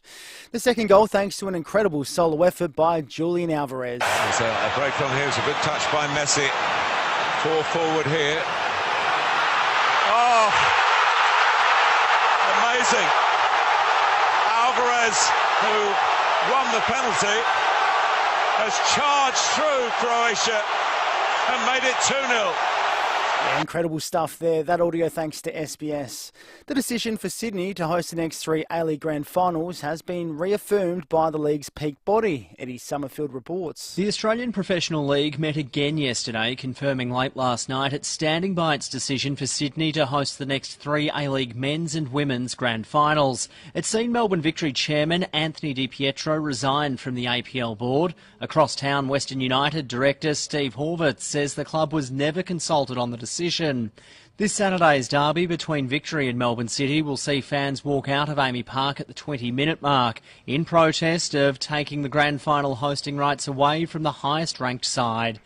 To cricket, and Melbourne Stars batter Joe Burns is expected to miss up to 5 weeks after straining his hamstring in last night's BBL season opening loss to the Sydney Thunder. Well, finally, the Strikers will face the Sixers tonight at Adelaide Oval. And that's the 5AA Sport. Now checking 5AA traffic. At Greenacres, got a burst water main, Foster's Road near Princess Road with speeds under 25 in both directions. Glendore, traffic light has been knocked down on Anzac Highway at South Road, while at Urbray, changed traffic conditions due to intersection upgrade works on Fullerton Road at Cross Road. Starting to get busy, Anzac Highway at Marion Road, and we've got cameras today, the S1 out at Seaford and Grant Road at Ranella.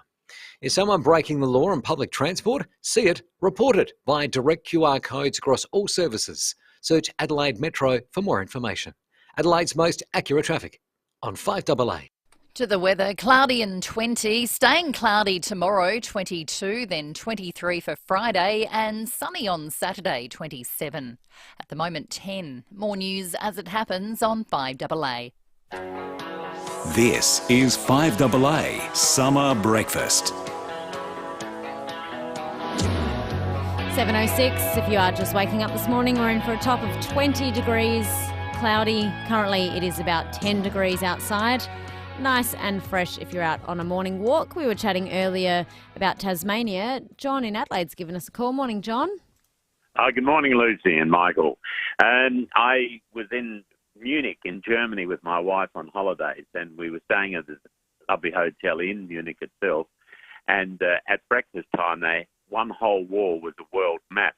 And, of course, Australia's sitting there with no Tasmania on it. So I went to the manager and I said, "Your map's wrong." And he said, "What's wrong with my map?" He said, "No Tasmania on the bottom." And he said, "What's Tasmania?" He'd never heard of the place. Oh, So John, I'm it impressed. happens all over the world. I'm impressed you stood up for the state of Tasmania and the nation. Good on you. Well, my mum got out of there 98 years ago. So she came to South Australia. Oh, well, there you go. You are a Tasmanian by blood. Thank you, John. I'm proud of you for sticking up for us all the way in Munich. The funny thing about travelling the world is, I don't know if they have them in Munich, but the strange places that you find Beerenberg jam. Have you noticed? Being in a hotel in Sri Lanka, and you go to the breakfast buffet, Beerenberg jams, like a little bit of Harndorf in the middle of nowhere, in the middle of a teat plantation. Good on you, John, for sticking up for Tasmania in Munich. Good. Good on Aussies as well for having such a big export market. South Aussies especially. Beerenberg is delicious, of course, up there in Harndorf. Pay them a visit. They've redone their entire It's cafe. impressive, isn't it? Yeah. About a year ago, I swung in. Actually, it was exactly a year ago because it was on my birthday that I went to Beerenberg to buy some honey, and they'd only just reopened their new cafe and it was packed out. Have you gone strawberry picking there? I have. It's a fun thing to do in the right season. I ate more than I took home. Yeah. As is the usual way. We're going to chat some more local stories and we'll shortly be joined by Hannah Ford from 7 News. Just had a text here from Sue in Ingle Farm. She's very glad to hear the news this morning that other European countries are trying to help Ukraine with their power problems. People may not realise how cruel Russia is by attacking power plants. Sue's dad is Ukrainian and it's common to get temperatures of minus 30 degrees in winter. In particularly cold winters can get down to minus 40. People's lives are really at stake without power during those coming months. And Sue, you are right. So 70 odd countries and institutions have pledged more than $1 billion in immediate aid to help Ukraine. France has hosted a global meeting with basically how they can support Ukraine in the coming months. $1 billion will go a long way for the country. In other news closer to home, the Bali bombing 20-year anniversary is this year. It has just been. And in the news this morning, the Bali bomber was released from prison the other day. He has served half of his sentence. He's now on parole. He has now apologised, come out in the media. Umar Patek, here he is. I will translate over the top. Saya memohon maaf pula kepada seluruh masyarakat Bali. I apologise not only to the people in Bali in particular, but I also apologise to all Indonesian people. I also sincerely apologise especially to the Australians who also experienced a very great impact for the Bali bombing crime. bangsa Indonesia pada I also umumnya. apologise to the Saya victims mohon and their maaf families, both at home and abroad. Whatever their nationality, whatever their ethnicity, whatever their religion, I sincerely apologise to all of them. So he built the bomb. The thing about the Bali bombings, it's one of those moments in life, like the assassination of JFK or September 11 or the death of Princess Diana, where you remember exactly where you were. I was listening to FIVEAA, Matthew Pantelis particularly. It was a Saturday or Sunday morning, hearing that horror unfold, and it was just unbelievable. And to see the images of those Sturt boys arriving back at Adelaide Airport who'd been caught up, they'd lost mates, they'd been badly injured and burnt, the horror. To think, I don't know, I'm lost for words on this one. Again, what do you say? Umar Patek released from jail. They said he was de-radicalised and he was a model citizen in prison. That's why he was released after serving only half of his sentence. Anyway, the absolute terror that unfolded in Queensland a day and a half ago, the Prime Minister Anthony Albanese spoke out about the 2 Queensland police officers sadly losing their lives and the innocent neighbour. All Australians are shocked and saddened by this tragic loss of life. 2 Queensland police officers, their lives cut short by this atrocity. Constable Matthew Arnold, just 26 years of age. Constable Rachel McCrow, just 29. Constables from Tara Police Station who lost their lives in this tragedy. I pay tribute to them. So 2 officers who lost their lives, 2 officers were injured. Alan Dare, the innocent neighbour, was also fatally shot, supposed to be celebrating his 26th wedding anniversary today.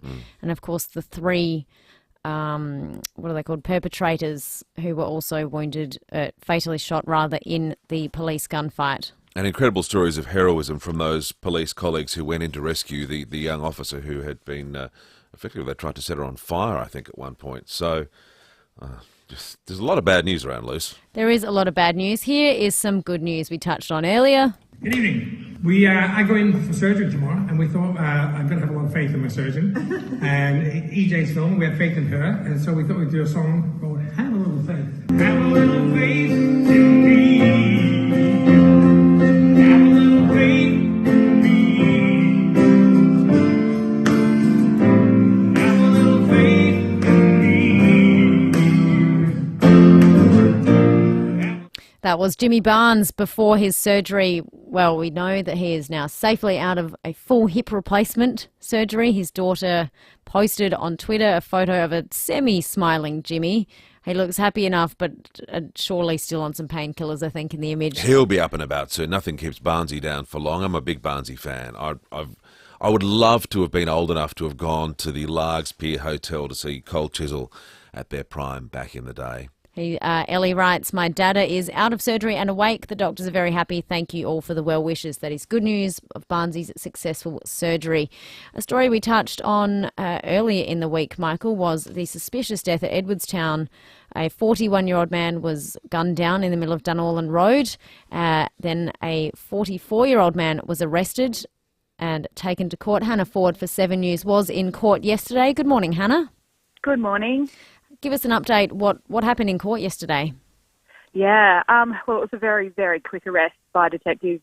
I've never seen so many resources out, to be honest. There was at least 24 sort of police officers at the scene that night, and within 24 hours they had a man in custody. He was arrested only 2 kilometres from the murder scene at Parkholme. And yesterday morning there was a huge police presence there. They spent several hours going through that home that he was arrested, going through bins, bagging evidence. And this man actually lives in Ascot Park, not far at all, and that home was also searched recently. In court, though, it was a very brief hearing, pretty much a straight adjournment. We couldn't really report much of what happened anyway because they did put a secrecy order on his identity. I can tell you, though, that this man has been in trouble with police before. He does have a violent criminal history, and he has done jail time for an armed robbery. So So, yeah, it was just a very good result for police, and they got someone in custody very quickly. Hannah, do we know if police are looking for anyone else in relation to this, or...? My understanding is no. We understand that he is to be solely the man charged with murder at this stage, but, things can change. But at this stage, that is my information and my understanding. And when is he due back in court? So because the secrecy order was put on him yesterday, that will be reviewed in probably a few days. I think Friday that will be discussed again. Obviously, police have so many witnesses to take statements from, and they need to get all those processes done before they can allow this man's identity to be released to the public.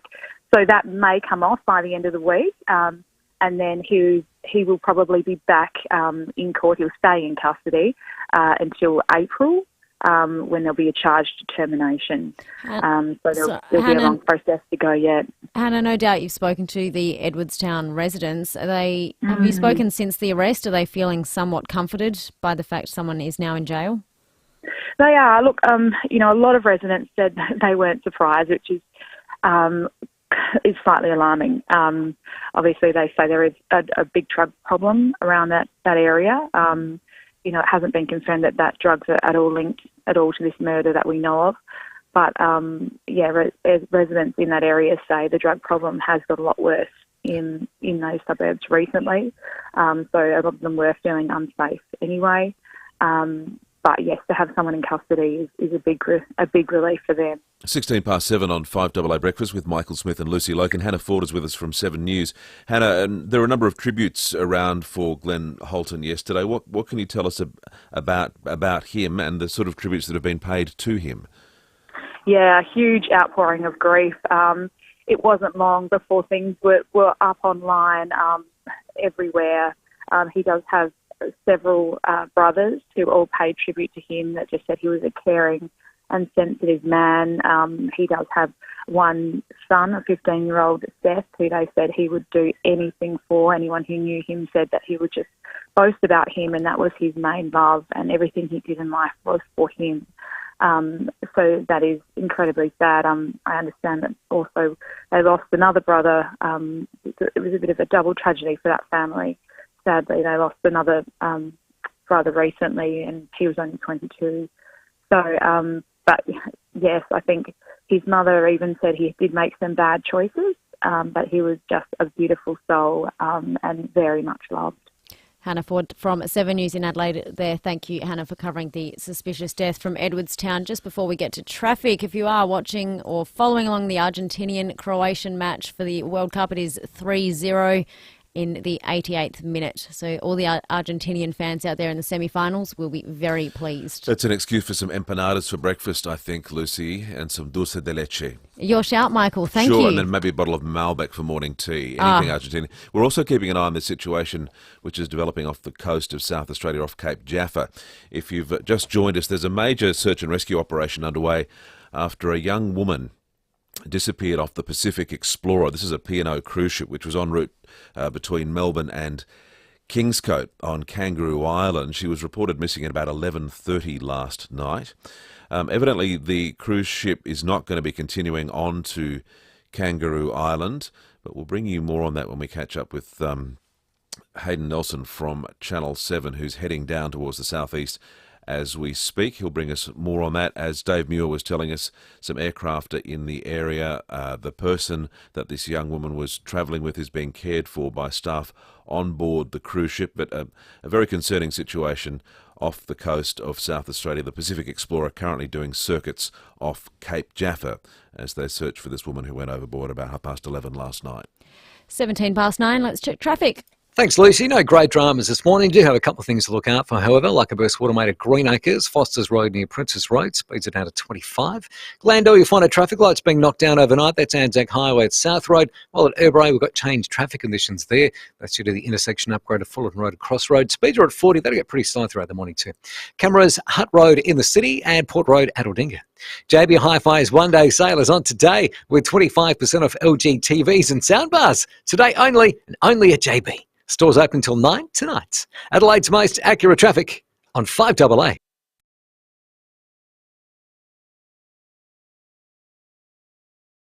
and residential. Search Sustainable 7 to hear more about what the future's got in store for Foodland. Of their properties. Everyone is treated with integrity and respect. That's the Lynn Andrews way. For commercial and residential property management, we are here to help. Visit lynandrews.com.au. Hey Strikers fans, Sid's here and you don't want to miss this. It's our season opener against the Sydney Sixers on Wednesday, December 14 at Adelaide Oval. Not going to lie, I'm pretty excited about this one and you should be too. As we'll be launching the P-City 2.0 Shades as our match day giveaway. These are this summer's hottest item. Visit adelaidestrikers.com.au for tickets, and I can't wait to see the best fans in the league back at Adelaide Oval this summer. City Discount Tires. For the best advice and price on tyres and mechanical, see City Discount Tires. With local deals on the world's biggest and best brands in tyres, wheels, suspension and parts for four-wheel drive, SUVs and passenger cars. Finance available. Find your nearest dealer at citydiscounttires.com.au. We're driven by value. City Discount Tires. At Anderson's Solicitors, we have a brand new look. But behind it, we're still the same faces. The same approachable, client-focused team committed to helping find the right solution for you. With locations across the state, whether you need help with family law, commercial law, wills and estates, or personal injury claims, talk to Anderson's Solicitors today. Visit andersons.com.au or phone 8238 6666. That's 8238 6666. For more than 10 years, Brenton Raglas and Kate Collins have brought you all the big stories on 9 News. This is 5AA Summer Breakfast. You're with Lucy and Michael on this chilly Wednesday morning. Only about 11 degrees outside in Adelaide at the moment, top of 20 today. Now, we were down at the markets on Friday. Love going to the Central Markets for the final official show of the year, but they are heading straight into their Christmas preparations, of course. Just some fun stats for you here, Michael. The Angelakis brothers are predicted to... they're projecting 2.3 tonnes of cooked South Australian king prawns. 2.3 tonnes. Cons Fine Foods, 3.5 tonnes of leg ham they will sell. 500 wheels of brie. At Barossa, that's your favourite cheese, as I discovered earlier in the week. Yep. Yes, Barossa Fine Foods, 1 tonne of roast duck and 1 tonne of maple glazed roasted ham. I'm starving. That sounds beautiful for breakfast. And Providore aiming to sell 2,000 packets of gingerbread babies. Incredible numbers there that are getting sold ahead of this Christmas. We welcome the General Manager of the Central Markets, Jade Canane. Good morning, Jody. Good morning, Michael and Lucy. Now, in the last few days since I saw you down at the markets, Jody, you've put out all your Christmas trading extended hours. What are we in for? Yeah, so we're open all our normal market hours, and next week we're open every day, Tuesday through to Saturday, open till 7 p.m. on Thursday night, which is extended trade, and of course on Christmas Eve on the Saturday we're open from 6 a.m. so everyone can get in early and get everything they're looking for Christmas. Jody, when interstate or international visitors come to Adelaide and they say, what should we do? We've heard it's really boring there. The first place you send them is the Central Market and they go, wow, where's this been hiding all my life? Because it's such a jewel in the crown in terms of our tourism. People talk about Kangaroo Island. Yeah, go and play with the sea lions on the beach, but go to the Central Market and eat your body weight in fantastic food. Do you get a lot of tourists through at this time of the year who just sort of stand there slack-jawed going, wow, fill me up? Look, I think that has been the lovely thing about travel coming back, seeing those visitors that haven't been to the market before and just walking around in amazement. And it just reminds us how lucky we are as South Australians to have this on our doorstep every day. So they walk around. We've got great product from Kangaroo Island. We've got amazing stone fruit from the Riverland. We've got a lot of product from the regions. So if you don't have time to get out to the regions, which is a wonderful thing to do as well, but if you're in the CBD, then come along to the Central Market because you can get a taste of all South Australia. Jody, for those who can't manage to squeeze in a trip to the markets, you're doing a home delivery service closer to the day? We are doing a home delivery as well for those people who can't get into the city. So between the 20th and the 23rd to make it easy. And we've also got a brand new click and collect service, so we can bring it out to your boot out on Gooja Street if that's something that makes it easier for you to do your Christmas shopping. Now, you've said as well, extended hours. You are opening an hour earlier on Christmas Eve at 6 a.m. What does that mean for the traders? How early do they get in there then? Look, the traders are incredible all year round, but they are amazing through this Christmas period. They really want to do the best by all the customers. They need to make sure they've got all their fresh produce ready to go. So they really work round the clock to make sure that everyone's Christmas is really special. Now, Jodie, tell us how Santa's going since Cozzy gave him his makeover. Is he a good spot for a selfie on Grote Street there? Yes, you can go out to Grote Street and have a picture with Giant Santa, which is wonderful to have him up in the CBD.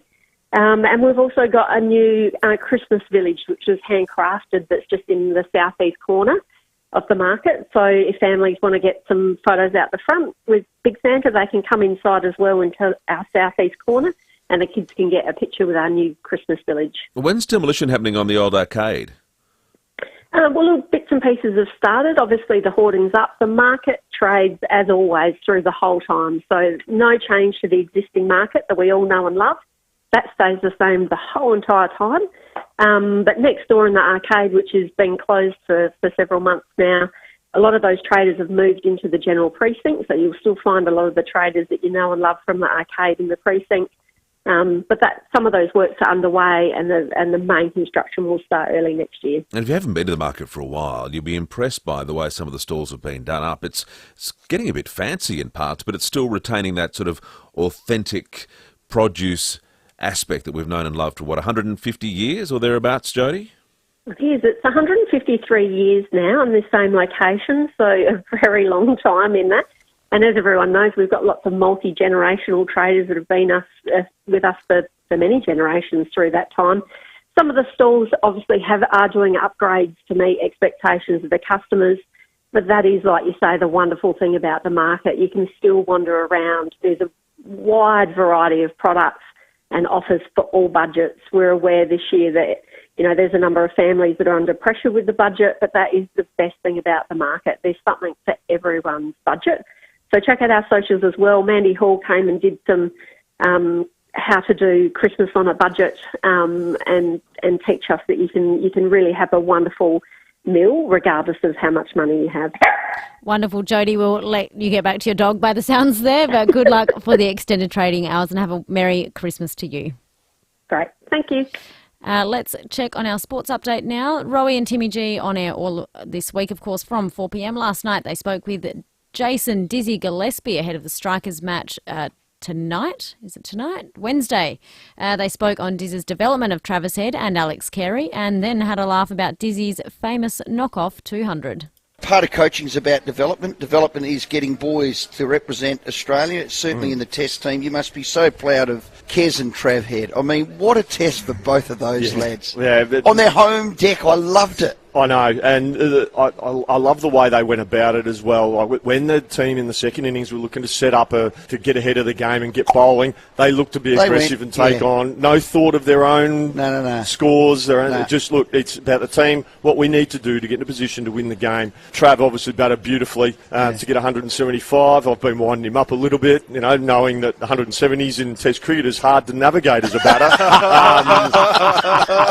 Well, you've got a 200. So he's finishing his text messages now, Trav 175. So look, but he's done wonderfully well, and he's been brilliant. Kez 9 catches for Australia. I think the most catches by a Test keeper for Australia at Adelaide Oval. Since Wally Grout, since Wally Grout, so wonderful achievement. We'll follow up on the Strikers match on Friday with Peter Siddle. He will join us, and tune in to Rowie and Timmy G from the Sports Show from 4 o'clock tonight. Coming up after the 7:30 news, we chat with the Plain English Foundation.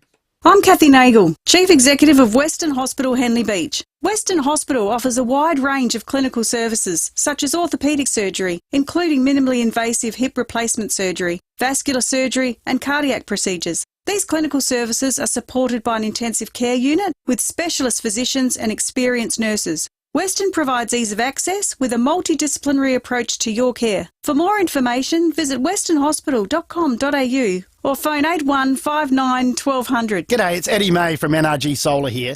Everything is going up. We're seeing it in fuel, interest rates, in our everyday shop, even the humble lettuce. But there's one thing that's really going to bite. It's the hike in electricity, and it's not going away unless you do something about it. At NRG Solar, we'll show you how to zero out your energy bills with NRG solar panels and battery storage. So get in touch with NRG Solar today and start saving. Visit nrgsolar.com.au. 5AA Breakfast is streaming live right now. To watch, simply head online to 5AA Facebook or search 5AA on YouTube. This is Adelaide's 5AA. Cloudy and 20 with the 7:30 news. I'm Kendall Brattig. Give the gift of health this Christmas with a Physio Extra Pilates or massage gift voucher. physioextra.com. The cost of the final stage of the North-South Corridor project is blown out to $15 billion. Final plans will be released today, but Transport Minister Tom Koutsantonis says the timeline hasn't changed. Still on track for 2031. This project is transformational. But the important thing here is we've done the detailed analysis over the last 8 months to dig down deeply. We've had it independently assessed and independently verified. We've considered every single other option. A desperate search continues off the coast of Cape Jaffa in the state's southeast after a woman fell overboard from a cruise ship. The alarm was raised late last night. An air search is currently underway around 70 k's off the coast. The Pacific Explorer cruise ship is also remaining in the area to assist with the search. It left Melbourne yesterday and had been heading for Kangaroo Island. Police are investigating a suspicious car fire in Christie's Beach early this morning. Just before 2 a.m, a resident on Ferrer Street phoned police to report a car was on fire in a nearby driveway. They grabbed a hose and put out the flames, which caused significant damage to the Mazda CX-30. A witness saw a person running from the scene down an alley into a car, which then drove off. Crime scene investigators will attend the scene this morning. Families, friends and colleagues are paying tribute to slain constables Rachel McCrow and Matthew Arnold. They were shot execution style along with neighbour Alan Dare during an ambush at a remote Queensland property. Constable Arnold's triplet sister says 1/3 of her is gone, while Constable McCrow is being remembered as a kind, selfless person who had a genuine care for others. Former Prime Minister Scott Morrison will today appear before the Robodebt Royal Commission. Zach De Silva has details. For 3 years from 2015, the federal government claimed hundreds of thousands of people owed money to Centrelink. The problem was they didn't. The government has paid out more than $750 million to the victims of Robodebt after a major class action. Today, Scott Morrison will take the stand at the Royal Commission to explain his role in the saga. He oversaw Robodebt as Social Services Minister and played a role expanding it as Treasurer. The former Prime Minister is expected to spend most of the day giving evidence. Lawyers for Brittany Higgins say she's reached a settlement with the Commonwealth over a compensation claim. The two parties came to an agreement during mediation. The terms of the settlement will be kept confidential, but it's believed to be in the millions. And the bomb maker behind the 2002 Bali bombings has apologised a week after being released from prison. Umar Patek served around half of his 20-year sentence and is now on parole. In an interview, he's conceded his wrongdoings and asked for forgiveness. I also apologise to the Australians who also experienced a very great impact from the Bali bombing crime that occurred. Now turning to 5AA Sport. 10-year warranty and 10-year capped price servicing at Agostino Mitsubishi, Nailsworth and Elizabeth. Here's Jace Kemp. Thank you, Kendall. Argentina is the first team to reach the World Cup final after defeating Croatia 3-0. Lionel Messi scored a first-half penalty, but a brace by Julian Alvarez put the match beyond doubt. Sensational, absolutely sensational. Alvarez gets the credit, but Messi's magic is alive and well. That audio thanks to SBS. To cricket, and Scott Boland has been given the green light to play the first test against South Africa starting at the Gabba on Saturday, while the Strikers' Big Bash campaign begins at Adelaide Oval tonight. Coach Jason Gillespie has told the 5AA Sports Show He's looking forward to seeing new recruit Chris Lynn in action. I think he's got a bit of a point to prove as well in his own mind. He wants to show that he's, the best is still to come in the Chris Lynn story. So we're delighted that he's agreed to join us. To swimming, Australia has won 2 gold medals on the opening night of the Short Course World Championships. Well, finally, the NBA is rebranding its MVP award to the Michael Jordan Trophy. And that's the 5AA Sport. Now to the traffic. Look out for a burst water main this morning at Greenacres, Foster's Road near Princess Road. Speeds are down to 25 at the moment. Glandore, traffic like a knockdown last night. Anzac Highway at South Road, keep an eye out for that one. While at Urbray, you find changed traffic conditions this morning at the intersection of Fullerton Road and Cross Road. That'll get pretty slow too. Busy right now, Main South Road at Tonsley Boulevard with a camera 6th Avenue at Royston Park. The Guzmani Gomez Minis Rage, mini burritos, bowls, nachos and more from only $8.70. It's cheaper than cooking at home. Grab your GYG Mini today. Adelaide's most accurate traffic on 5AA. To the weather, cloudy and 20 today, staying cloudy tomorrow, 22, 23 for Friday, then 27 on Saturday. At the moment, 12. More news as it happens on 5AA. For 75 years, Bupa has helped prepare Australians for every little bit of life that lies ahead. The ups, the downs, and the up-agains. Search Bupa today. Life is for living. Bupa, because life happens. What does Bob Burns Blinds say to summer? Bring it on! Get set for summer now at Bob Burns Blinds with 30 to 50% off selected items. Transform your home with gorgeous window finishes, including custom-made zip screen outdoor blinds designed and made right here in SA. With super quick installation, high-quality materials and first-rate service, creating stunning spaces has never been easier. Get set for summer now with 30 to 50% off selected items. Book your free measure and quote today. Visit bobburnsblinds.com.au. This is 5AA Summer Breakfast. 7:36 on your Wednesday morning. Coming up shortly, we're hearing about the worst words of 2022, Michael. What else is happening locally around this morning? Well, we're keeping an eye on this cruise ship search and rescue off Cape Jaffa. We'll bring you the latest on that as it comes to hand. It appears as though the cruise ship, the Pacific Explorer, which is a P&O cruise ship, is still just doing circuits. We understand that there are helicopters up in the area, drones as well, out looking for this young woman who was reported overboard at about 11:30 last night. And in other news, even closer to home, residents in the western suburbs should get a much clearer idea around about mid-morning about what the final design is going to look like for the North-South Corridor project. Suggestions that the cost of this project could be blowing out to as much as $15 billion. The Premier, Peter Malinauskas, and the Infrastructure Minister, Tom Koutsantonis, due to brief the media mid-morning. We'll bring you details as we get them here on 5AA. So, Michael, you remember a couple of weeks ago or months now that some lions escaped from the Taronga Zoo. Happened all in the space of about 10 minutes. We were covering it, and within the 10 minutes, Australia heard that the lions had escaped Taronga Zoo, and then all of a sudden they were back in their pens. Now, the zoo described it as what we would call an integrity issue. No one really knew what that meant, but luckily our next guest might be able to help us out. Greg Moriarty from the Plain English Foundation. Good morning to you. Thanks for having me. No worries at all. Now, tell us about this integrity issue and why it's been named the worst word of 2022. Yeah, so the full phrase was they said there'd been an integrity issue with a containment fence. And the reason which basically meant there was a hole in it, right, Greg? Yeah, exactly. And the lions worked their way through and escaped. But nobody would guess that that's what they were talking about from that phrase, integrity issue. And no one on the planet is going to describe a gap in the fence as an integrity issue. And so we thought it was deserving of, it's the sort of language that organisations use to sort of downplay, a more serious issue. And, they over on the East Coast in Sydney there, they did a great job of getting the lions back in. No one's, questioning that. It's just the wording that they chose to convey or to hopefully reassure the public who live around the zoo wasn't really the best choice of words. Greg, is spin and doublespeak getting worse, or is it just my imagination?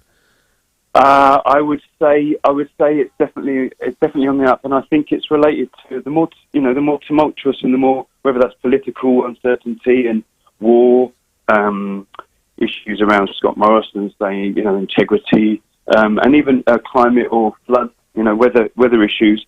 You get that sort of unstable situation.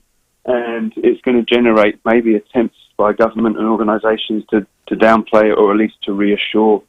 But yeah, I mean, we've had a few years of Trump and COVID language coming out, organisations trying to cover up or paper over issues. But yeah, there's a lot of spin and double speak on the list this year. Greg, is your favourite one dormant redundancy? It is actually. I really like this one. This was Scott Morrison's response on the inquiry into his 5 secret ministries, and he said that those ministries were established. The phrases were established as a dormant redundancy, where enlivened, relevant ministers and officials were engaged, and it's just a really. Another politician described it as a sort of salad of nonsense. One of the other words you've highlighted this year is shrinkflation, and that sounds more like a Seinfeld episode to me. What?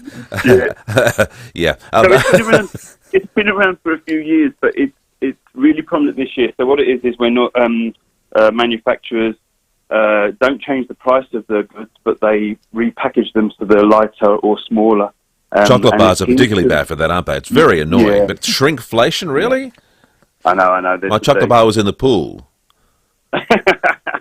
There's a better word that they need to come up with.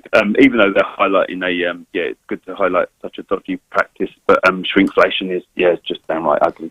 Greg, so the Plain English Foundation has selected the worst words of 2022. What else are you guys responsible for? Do you have a best list this year, or do you mostly pick out just what people are saying and what's trending, and that's how you get your list? During the year we train the people that we're poking fun at in this list. We train them and we work on them. Work with them on editing projects. But this list was just a bit of a sort of like ribbing at the end of the year to say, come on, this is the sort of language that the public is not going to, put up with, and we'll spot it the minute it comes. The minute you try to pass it off as clear communication. But yeah, no, it's just a list of dodgy language, misleading, ugly, unclear language. Some of it, from around the world, but most of it is that we keep an eye on Australian organisations. A couple of years ago, vertical consumption from the South Australian government. That's right. That was one of Nicholas Breer's favourites. How annoying was that? You mean you can't have a drink standing up? The other one that's got a lot of traction this year is quiet quitting, which, to quote the great Malcolm Blight, is effectively just like saying, I don't give a rat's toss bag about my job anymore. I'm going to work to rule, right? Yeah, it's a work to rule, but it took off on TikTok. People didn't really mean it like that. They just meant they were after work-life balance. So, the words themselves are okay, quiet and quitting, but together it's just not reflecting what people, how people eat, or what people mean when they use the term. Well, Greg, very envious of your job, but absolutely loved this list that you've put out. The worst words of 2022, captained, of course, by Integrity Issue, all thanks to those Lions from Taronga Zoo. Greg Moriarty, thank you for your time. Thank you. Integrity Issue. Sounds like you're questioning someone's moral values. Doesn't it? But exactly. Really, it's just about a hole in a fence. Yeah, just go down to Bunnings, get some wire, patch it up. Don't worry about the Lions. We were chatting films yesterday. Sue in Christie's Beach has texted in, what's the name of the film we mentioned yesterday? The one with the marathon ovation. That was the one that they stood for 15 minutes in Venice. Yes. This is this new film starring Colin Farrell. That's right. Called? Oh, come on, Lucy. You can't ask the question and expect me to know the answer off the top of my head. It's got a funny name, isn't it? It's about the long-term friends who have a big falling out. The Banshee Inisherin. We could be having a big falling out after you set me up like that. So you spelled... Tears at Hindmarsh Square is the name of the film. Imagine that. The Banshees of Inisherin. Inisherin. Inisherin, thank you. Inisherin. Think about inside of football. Inisherin. The Banshees of Inner Football. There you go. Hey, here's something for a bit of fun. I went straight to university straight after high school, did my 5 years, got in, got out. This lady, Joyce DeFore, she is a 90-year-old woman, and she also graduated college. The difference being it was 71 years after she started. Wow. She's walked across the stage in America at Northern Illinois, and she's finally got her graduation certificate. Here's a bit of, how it happened very recently. Well, after 3.5 years, and we had a family, but he only lived 3 years, and I had 3 children then. Then I was widowed 5 years, and then I remarried and then had 6 more. So I was kind of busy.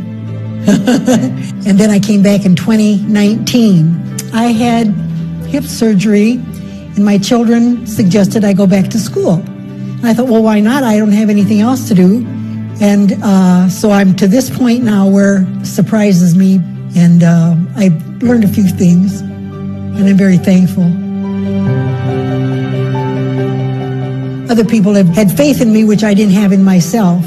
But anyway, I'm here, and I got to see it to the bitter end. Not bitter, good end. Have you got Melissa Doyle's number? We should book her for Channel 7's This Is Your Life. I agree. What an amazing story. Let's get Mel Doyle over to Northern Illinois. So, Illinois, I think it's pronounced, isn't it? You're the francophile. Illinois. Most certainly Chicago, is Illinois. not. So Joyce, she started 3 years of college. Then she got married, had 3 kids. Her first husband passed away. She was widowed for a couple of years. Then she married her second husband, had another 3 kids. And eventually life happened and it got to 2019 and she thought, why not? I'm going to go back and get my college diploma. She has 17 grandchildren, 24 great-grandchildren. She re-enrolled in 2019, so just before the pandemic. Her grandkids set her up with a computer, thankfully, because then the pandemic hit. She could do it all online anyway from her retirement home. And she finished. She's 90. She's finished college after 71 years. And she's producing the FIVEAA Breakfast Show from next Monday. That's right. If that's not inspirational, I don't know what is. Coming up after the break, we're chatting with the Red Cross. But first, here's traffic. Keep your eyes out for a burst watermain this morning at Greenacres, Foster's Road near Princess Road, speeds of 25. Glendore got traffic lights being knocked down last night. Anzac Highway at South Road, take care through there. While at Brewery, you'll find changed traffic conditions this morning. That's Fullerton Road and Cross Road. Busy as we speak, Main South Road at Tonsley Boulevard. And keep an eye for cameras today, 6th Avenue at Jocelyn and the Parade at Norwood. On December 15, experience the motion picture event of a generation in 3D. Avatar, The Way of Water, only in cinemas December 15. Adelaide's most accurate traffic on 5AA.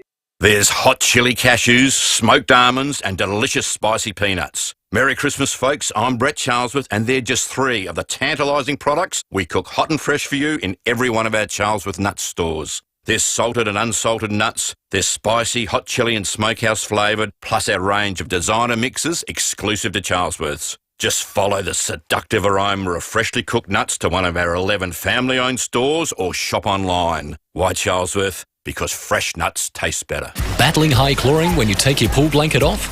Rather than trapping excess chlorine that concentrates to higher than intended levels, Sunline Australia's innovative Aquavent pool blanket allows for maximum heat gain and retention, while letting excess harmful chlorine escape. Award-winning Aquavent, the world's only breathable solar pool blanket, is proudly Australian-made for creating a healthier swimming environment. Upgrade to an Aquavent today. Visit sunlineaustralia.com.au.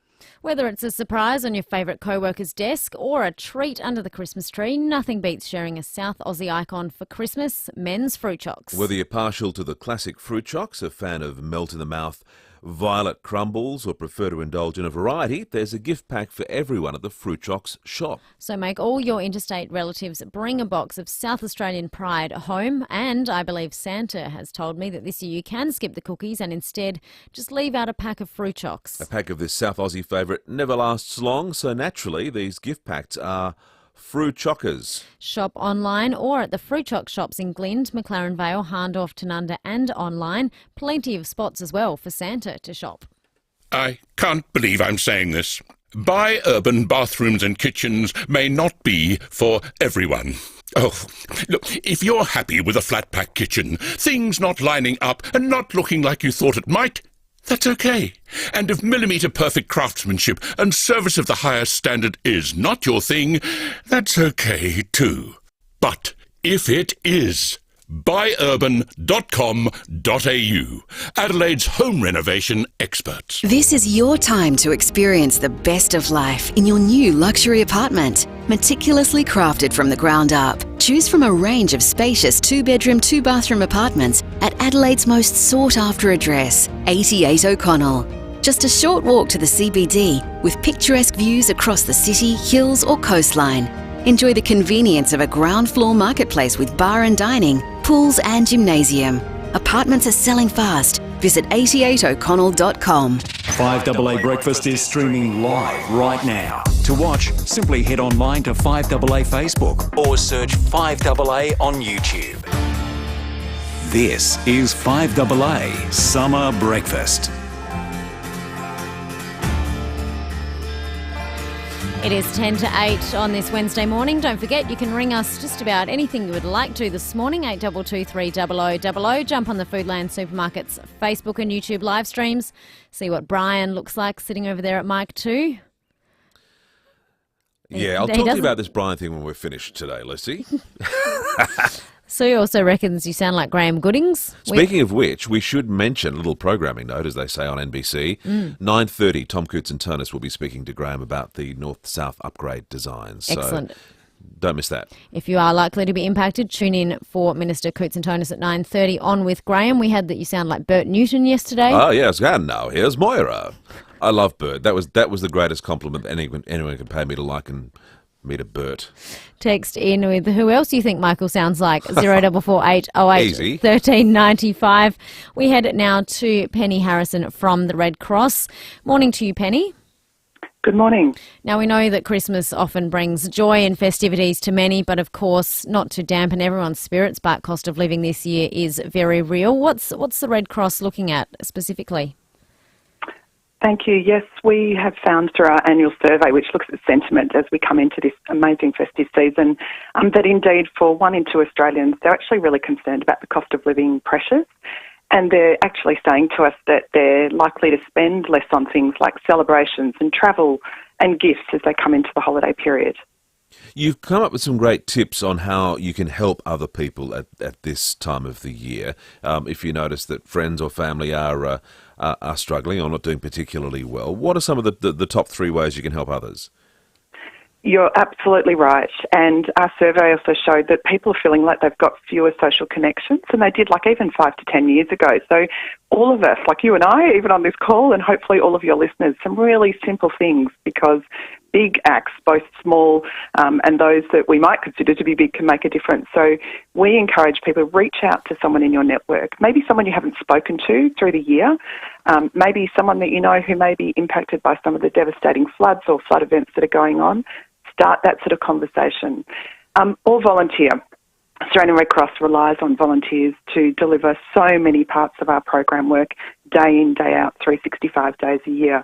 And of course, if people are able to, we would welcome a donation to enable us to continue some of those programs. We had the great annual toy run involving the Motorcycle Grand Riders Association from Victoria Park up to Callington last weekend. Lots of toys donated for kids through St Vincent de Paul, who were saying they're having, people call on them for services this year that previously haven't. I imagine the Red Cross is in a similar situation. Are you hearing from people that might ordinarily have not reached out for assistance in the past? We do know that is occurring across the community in lots of different ways, and that may be because of different levels of hardship that they may be experiencing, but also just as our survey has shown, some of the cost of living pressures are beginning to bite. And you've just given a fantastic example. Those sorts of events, as for Red Cross, take volunteers to run and to get involved in. And we know Australians are incredibly generous, and many people told us that they do want to give back this season, and they will be doing that through things like donating goods or funds and checking in with people in their networks. With donating goods, does Red Cross take on board goods or put together little additional Christmas packages for those who might not be so fortunate? We've had a few very local experiences of that, but typically actually donation of funds allows us to run some fantastic programs. And just to give your listeners one insight to that, this year alone on Christmas Day, we'll be making more than 2,700 social support calls nationally. That's to people who we already know are in need of a check-in. And for some people, including on an event like Christmas Day, and there are many other holiday festivals happening over the next few weeks, that could be their only conversation that day. So those are some of the really, really important day in, day out sorts of activities that we're involved in. Penny Harrison, how do we get in touch with you at the Red Cross if we do wish to become a volunteer, especially over the holiday period, or just get in touch and find out what other help people can receive? What's the best way? The best way is to jump onto our website, so that's www.redcross.org.au, and we'd be delighted to hear from people. Wonderful. Thank you so much, Penny Harrison from the Red Cross. Have a very Merry Christmas to you and all the people that you help out. Hey, I've just jumped onto Airbnb. You're going to Hobbiton for your next holiday? Well, no, because it's already been booked out. For how long? In the past, it was open 25 minutes ago. It became available, and you could only stay a very specific amount of time. There were three options rather, 2 night stays in March, so 3 different weekends in March. Let me have a look. I don't really have any pure desire to go. Yeah, no, they've all been snapped up already. If you do get to Auckland, though, because of course Peter Jackson made the Lord of the Rings films, and all of the special effects were done by an organisation called the FIVEAA Workshop, which is based in Wellington. But if you happen to be in Auckland, there's a fantastic interactive exhibition that you can go to at Sky City, which sort of shows some of the movie magic and how they make the animatronics and those wonderful creatures that appear in all those films. So if you can't get to Hobbiton, but you can get to Auckland, well recommended to check out the FIVEAA Workshop experience at Sky City. I went to Auckland 2016, and I wish I'd known that. Well, I don't think it was open then. It's a relatively new thing. It's only been there about a year or so. But if you're a fan of the movies, you would absolutely love it because you get to discover how the movie magic's made. So if you have been lucky enough to snap up one of the 3 available weekends in March at Hobbiton in New Zealand, there are 4 guests that can stay there, 2 bedrooms and 1 bath. But it has free parking. Good news, you can park for free at Hobbiton. You're keen on this, Lucy, aren't you? I should go watch the movies, but... look, if anyone has been to Hobbiton, even just for the day experience, please call us, 8223 0000. Would love to hear what it's like, or whether if you were one of the few who has booked up an Airbnb bed. I'm not keen on it. Well, there are about 1 million other places in the world you want to go before Hobbiton, aren't there? Yeah, where would you go before Hobbiton? Number 1 on your list. Where's your next destination? Oh, I'd like to go to South America. Be good to be in Argentina this morning after their win too. Imagine the party in Buenos Aires as we speak. 3-0 they got up against the Croatians. That's a sound thrashing. You can imagine the Malbec and the empanadas they'd be hoovering down as we speak this morning. We often talk about empanadas, especially this morning. Now I'm absolutely starving, could really go for one. But I wanted to ask you mentioned South America, Honduras. Yes, I was an exchange student in between school and uni in Honduras, and when they said, congratulations, you're off to Honduras, I thought, where the hell's that? I had to get a world map out and discover it. I had a year in Tegucigalpa, which is the capital city. For people who don't know, Honduras is a couple of countries down from Mexico, where David went on exchange famously. Did David go to Mexico? Has he got an affinity with Mexico? I haven't heard him talk about that much. Yeah, David also has never worked at the Central Markets. Oh, right. Didn't work at McMahon's ever? No. Doesn't like cooking? So, yes, I had a year in Tegucigalpa in Honduras, which is between Nicaragua and El Salvador. And at the time, this was pre-internet, I got a phone call home every 6 weeks for 10 minutes. Wow. And the first weekend we were there, we were in a siege in a nightclub with automatic weapons pointed at our heads. But that's a story for another day. So welcome to Honduras. It was quite confronting, particularly as a 17-year-old kid from Adelaide. But yes, a life-changing experience. No worries. Well, I look forward to hearing about your Honduras experience at another time. Coming up after the 8 o'clock news, we will take more of your calls and we will catch up on the latest from Hayden Nelson with this cruise ship off the coast of Cape Jaffa. It's a frightening thought, but what if you lost the capacity to manage your financial affairs? If you're not at the helm, who makes medical or health decisions? Who controls the family trust? From the simplest to the most complex wills and estate plans, Donlan Lawyers will answer your questions and help carry out your wishes. For wills and estate planning, visit donlanlawyers.com. That's donlanlawyers.com. Hindmarsh Square, Adelaide, and Ocean Street, Victor Harbour. Introducing Nissan Future Value Business Plus, a new fleet finance solution for small to medium businesses offering competitive weekly repayments, including the cost of scheduled servicing for the loan term. Available now on the Nissan Navara SL 4x4 Dual Cab Auto. Plan confidently for the road ahead with Nissan Future Value Business Plus. Visit nissan.com.au/business plus or contact your local Nissan dealer. Approved ABN registered small to medium fleet applicants of Nissan Financial Services. T's and C's and exclusions apply. Have your rent and electricity bills gone through the roof? Hot water is one of the most expensive parts of your electricity bill, but EcoVantage could help. If your rent is below $400 per week, your home might qualify for a free EcoVantage heat pump. Ask your landlord to request a free changeover today. Keep your bills down and your landlord gets a free hot water service. Win-win. Hit up your landlord and ask for EcoVantage today. EcoVantage.com.au. T's and C's apply. City Discount Tires.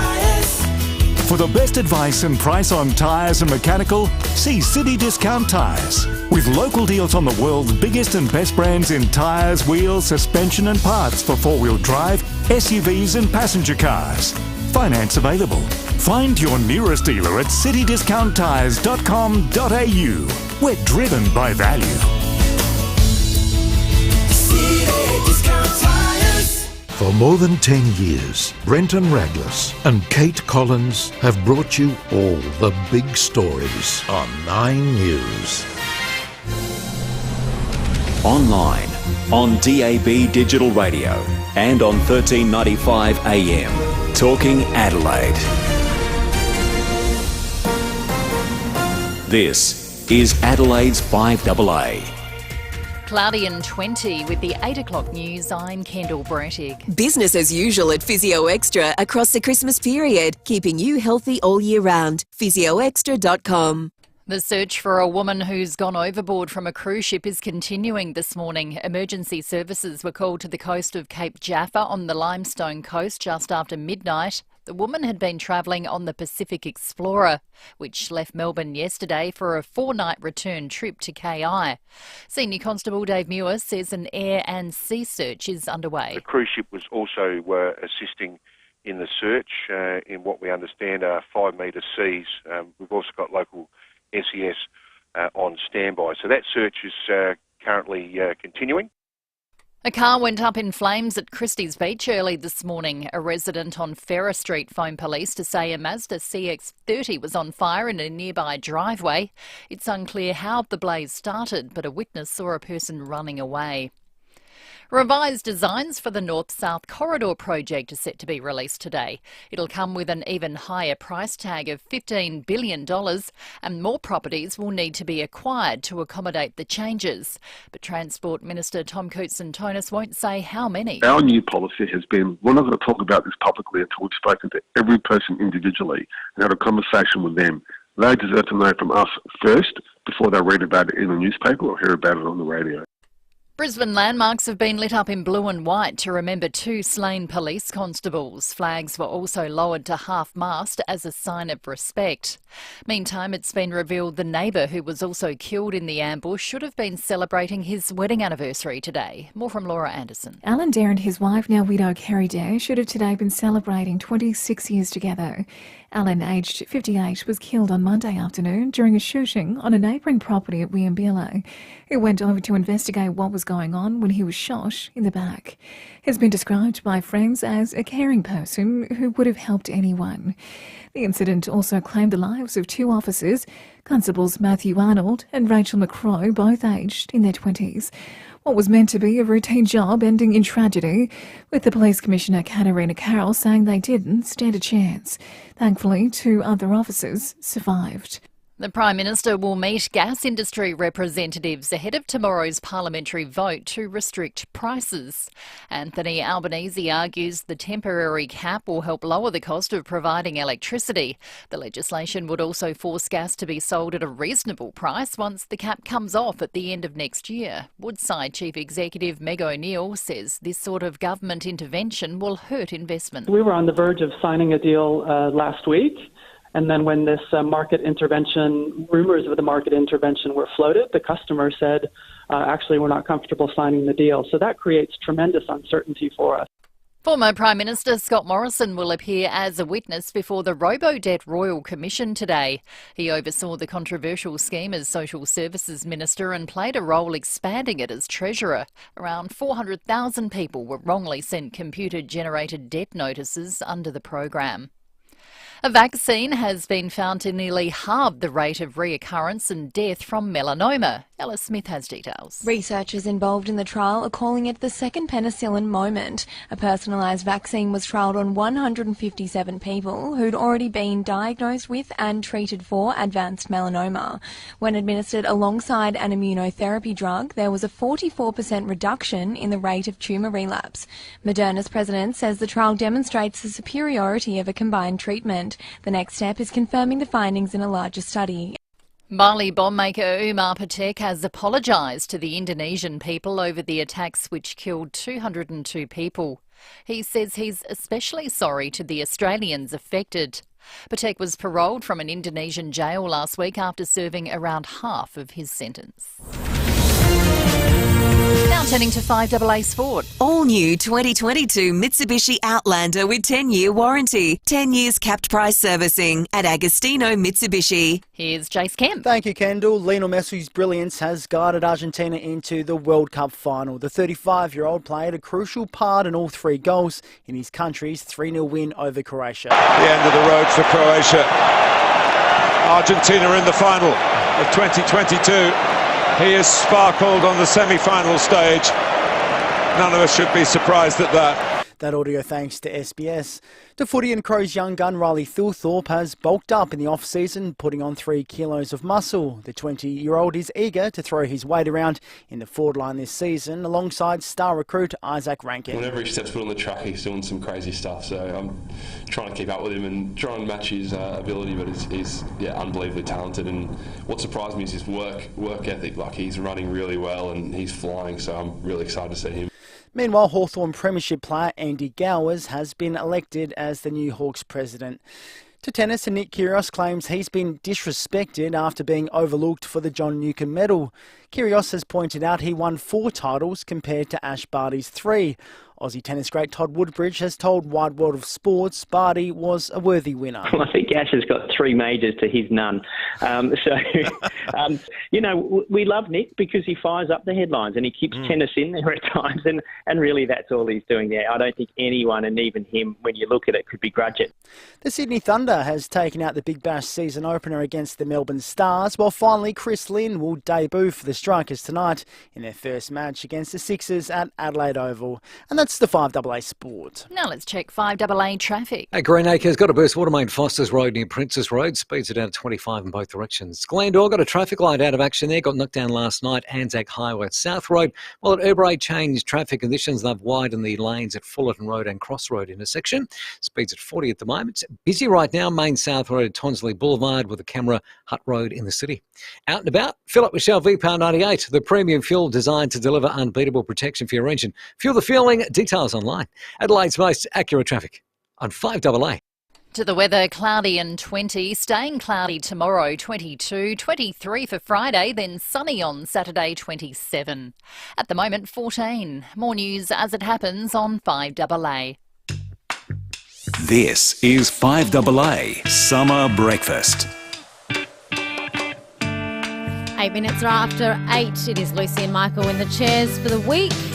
Top of 20, partly cloudy today. Sunset this evening will be at 8:25. UV is 11, which is extreme today. The message is you still need to slip, slop, slap, despite it being 20 and cloudy. You can tune in on the Foodland Supermarkets Facebook and YouTube live streams to see Michael and myself, and send us in text messages as well, 0448 08 1395. I like this one from Pete in Vale Park.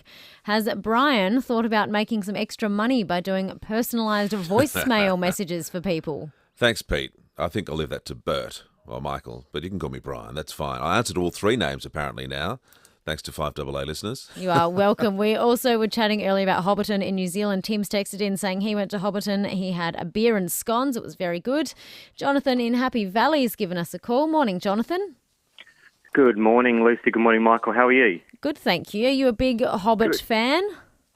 Well, I'm a big Lord of the Rings fan. My wife and I actually went over there on a honeymoon about 9 years ago, around about this time. Went into Hobbiton. Beautiful looking place. Kept in really great condition, like all the grass and the flowers and all the props and everything that they had there.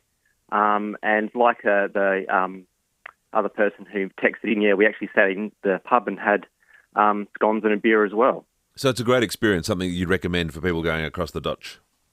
Oh, yeah, absolutely. I mean, I'm a Lord of the Rings fan, so it's a great experience for me. But even if you're not a fan, I think just going to the place and just seeing what they've done, I think it's a great opportunity. So it still makes sense as a tourism experience, even if you weren't familiar with the movies? I think so, yeah. Jonathan, thank you. I'm super impressed you went for your honeymoon. We'll send you and your wife out to FIVEAA Keep Cups for giving us a call this morning. Now, Michael, what does Australia sound like? Let me give you a hint. This year, this is what it sounds like. Oh. The sounds of silence. The Sounds sounds like of Simon silence. and Garfunkel to me. All right, we'll get to that. This is this terrific initiative that the National Film and Sound Archive started, I think it was about 15 years ago. So every year they induct 10 new sounds of Australia into their archive, about 175 of them now, including a couple of prominent South Australians this year. One of them being Sister Janet Mead, who I think became the first Australian to have a gold record in the US. In fact, she was even nominated for a Grammy, losing out to Elvis. Fun fact, Lucy Loken, Sister Janet Mead, of course, was from the Sisters of Mercy and was based at St Aloysius College, just down the road from us here at AA. The film clip for that video was shot by none other than former FIVEAA announcer Paul Macon, former Today Tonight star Paul Macon, back when he was a TV news cameraman for Sister Janet Mead. And in another not-so-fun fact, the late Sister Janet Mead is one of the few people who's ever said no to being part of a flashback on 7 News. Really? Your beloved segment? I thought it would have been a wonderful thing to celebrate because it was a remarkable achievement, and she was a great South Australian, but a very modest lady. And when I spoke to her people, she said, no, look, she enjoyed it at the time. It was a long time ago, and enough fuss and celebration was made then, and she didn't want to revisit the Lord's Prayer and the success that she enjoyed with that song. I think I have the audio working now. So these are the 10 sounds that the National Film and Sound Archive have compiled for 2022. And it should get you thinking. We've got a $100 Uggs to You voucher. We want to hear from our listeners, 8223 0000. What would you add to this list? What's another sound from this year? Here's some inspiration.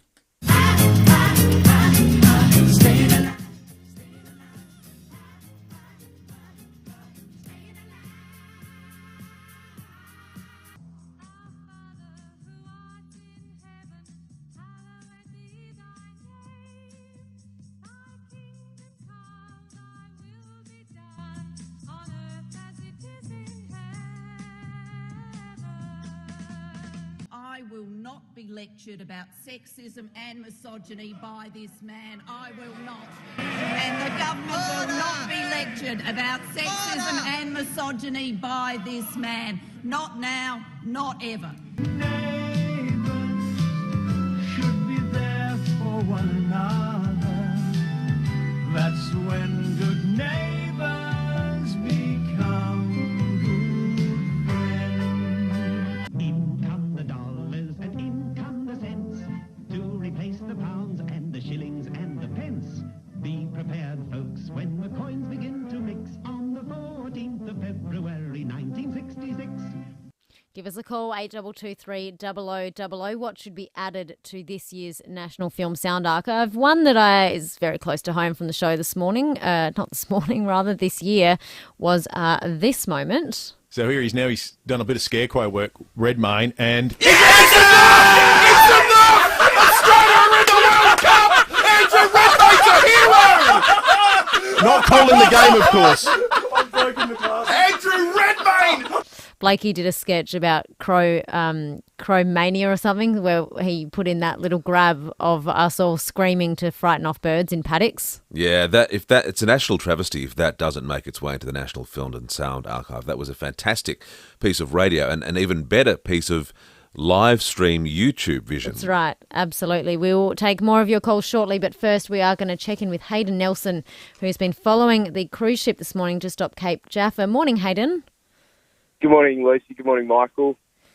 Give us an update, Hayden. It was about 11:30 last night. A woman went overboard. We only heard about it at around 5 o'clock this morning. Fill us in. What's happened? Look, this search has been going all night. There's been a pretty big response from ships that are around the P&O Pacific Explorer. There's been an aircraft brought in from Victoria, as well as Stapol has been involved with this search, as you've heard already. The young woman, as you said, it's understood. She went overboard about 11:30 last night. She was travelling with a family member, and that family member's being, P&O's told us, cared for by an onboard team. They basically say it's incredibly distressing, and they're just trying to do their best to find her. Hayden, I understand you've been able to get in touch with a passenger on board the Pacific Explorer. How have they explained what it's like and paint us a picture of the scenario in terms of some of the resources being used to search for this woman? Look, what we've been hearing is that it's pretty high seas at the moment. It's pretty rough out there. The weather is not what you'd expect on a holiday cruise, but we've heard so much about cruises being through all sorts in the past year, and it's not what they'd want either. One of the messages I've just got is that we've turned around. We're now stationary. There's been spotlights, drones, helicopters. It's been a weird experience. Everyone is ridiculously sick because the weather has been insane. So it's just mayhem out there at the moment. It's a bit of it's not what you'd want at all. And to compound that, of course, this missing person, this missing woman at the moment. So just to recap for people who may not be familiar with what's unfolded, this is a cruise ship, about 2,400 capacity that had left Melbourne. It was due to arrive in Kingscote on Kangaroo Island at about 7 this morning. Hayden, do we know if it's going to continue its voyage to Kangaroo Island? Is it likely to turn around? Obviously, it's stationary now while they deal with the scenario, but has P&O let you know what might happen from here? It's sort of in a holding pattern at the moment, Michael. We don't know exactly if it will continue on to Kangaroo Island. Obviously, there's a lot of businesses on KI that rely on these ships coming through, that rely on these thousands of passengers and crew and the logistics of all that to come through for their business. But we just don't know where it's going to be going next. And I think that given the tragedy that's unfolding, or that may be unfolding here at the moment, I think they're still deciding whether it'll go into Adelaide, go into Melbourne, or to stay off the coast for a bit. The conditions sound particularly unpleasant. I imagine it's fairly cold in the water as well. And what is it, 8:15 now? And so she's been missing for the best part of 9 hours. You can't imagine that unless there's a miracle that this is going to end positively. That's exactly right. I think everyone's just holding hope at the moment, and these searchers just doing their best in some trying conditions. No worries at all. Thank you, Hayden. We'll let you get back to investigating. We will keep everyone up to date with what happens with the search for the woman. Hayden Nelson for 7 News Adelaide there. We've had a text talking about sounds that should be in the National Sound Archive for 2022. Irene in Lower Mitcham says, Olivia Newton-John's Hopelessly Devoted to You. I reckon you get the bit where it's the real crescendo. Yeah, I think it was written by John Farrar too, wasn't it? That would be terrific, ONJ. Adrian suggests the Skippy the Bush Kangaroo theme music, Eric Jupp and his orchestra. That's probably already in there, I would think, Adrian. But yes, a great suggestion. You're in the running for the Uggs to You voucher as well. I would suggest my friend Bert Newton would be a great one. Just so happens. When he appeared at the Logies with Muhammad Ali, this was an unforgettable moment. I like the boy.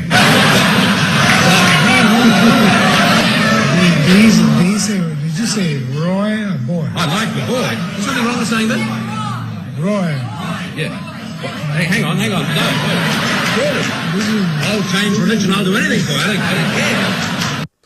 Oh, Bert getting out of a very, very awkward situation on live television with an international guest of some prominence and significance at the Logies in the 70s.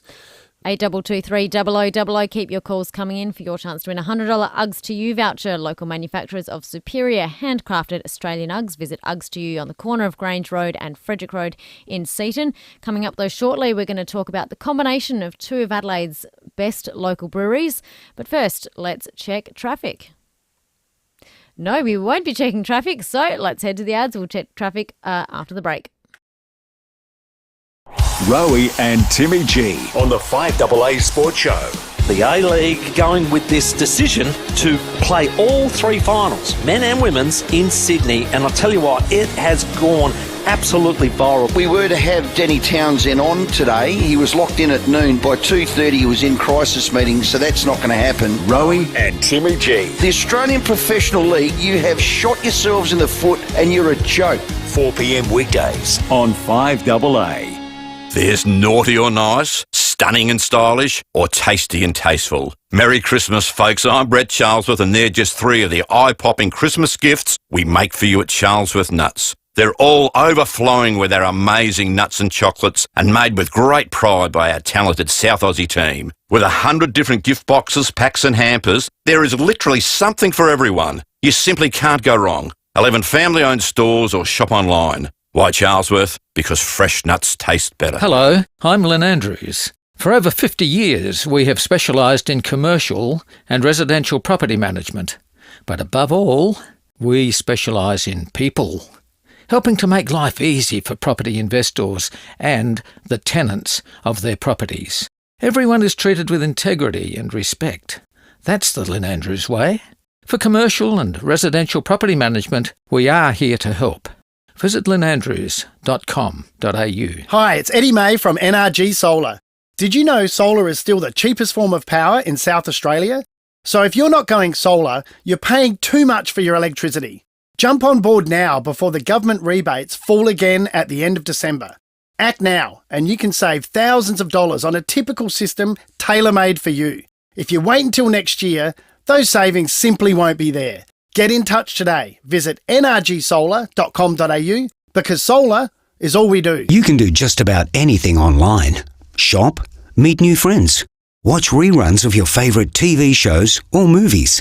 But there's one thing you should never do online, and that's your will. From the simplest to the most complex wills and estate plans, Donlan Lawyers can answer your questions and help carry out your final wishes. For wills and estate planning, visit donlanlawyers.com. Hindmarsh Square, Adelaide, and Ocean Street, Victor Harbour. For more than 10 years, Brenton Raglas and Kate Collins have brought you all the big stories on 9 News. Thanks, Lucy. You'll find a Bruce Watermain this morning at Greenacres, Foster's Road near Princess Road. Speeds of 25 at the moment. Glendore got a traffic light which had been knocked down last night. That's on the side of Anzac Highway at South Road. Brewery changed traffic conditions. That's due to intersection upgrade works. Fullerton Road at Cross Road. They've widened that intersection, actually. Busy at the moment. Main South Road at Tonsley Boulevard. And we've got cameras today. Tusmore Avenue, Tusmore, and Oakley Road at McLaren Place. Don't have Foxtel? Foxtel's big Christmas sale is on now. Get drama, movies, sports, and Netflix all in one place. Search Foxtel or call 131 787. Adelaide's most accurate traffic on 5AA. This is 5AA Summer Breakfast. 8:22, going for a top of 20 today. Cloudy out there at the moment. Christmas is on us. It is the 14th of December, which means you've got 10 days till Christmas Eve to get all your Christmas shopping done. And something you might want to go and buy is a combination of two of South Australia's favourite spirits companies and craft brewer. There's Pirate Life and the St Agnes Distillery. They have combined for a festive special release. We welcome Pirate Life's Jake Hazeman. Morning, Jake. G'day, how you going? Yeah, well, thank you. Tell us about how the Sidecar Sour Ale came about. Yeah, so at Pirate Life, we're releasing up to 150 new beers every year, and we're always looking for to source like the best products and work with just awesome companies. And we found that at St Agnes, so we got them down to the brewery and started brainstorming how we can showcase their awesome range of brandies in a beer. Now, Pirate Life is sort of relatively new on the brewery scene. 2014, you guys sort of first came into the market. St Agnes is a lot more historical. Does that play a part in it at all? Yeah, it does. So obviously they've been distilling for 100 years, and to kind of work with such an established group of guys that are really passionate about what they do, and learn from them and work with them has just been awesome for the whole crew. Now, for those of us not familiar with a sidecar, Jake, take us through its history and remind us of what's in it, what it tastes like. Yeah, so it originates. Well, we think it's a bit murky from Paris, years ago, and it's a blend of brandy, lemon juice, and Cointreau. Is 8:24 really too early to have one in the morning, or is that okay? If it's for quality control purposes, oh, absolutely. We're all about quality control here at 5AA. Yeah. So nice tart, refreshing, vibrant, a nice spritz and pucker in there from the citrus, just really nice, delicate kind of fruit flavours coming forward from the brandy parcel as well. I like that. Spritz and pucker. It sounds like a really dodgy law firm, doesn't it? How do you come up with 150 different ideas every year? And are they generally just short run, or do you see how they fly as to whether you keep them in your permanent lineup or not? Yeah, both. So some beers, you've got to be quick. We just make a small number and they're off the shelf, and sometimes we bring them back year in, year out, and sometimes they're just a one-off. So, you've just got to stay on the pulse on that one.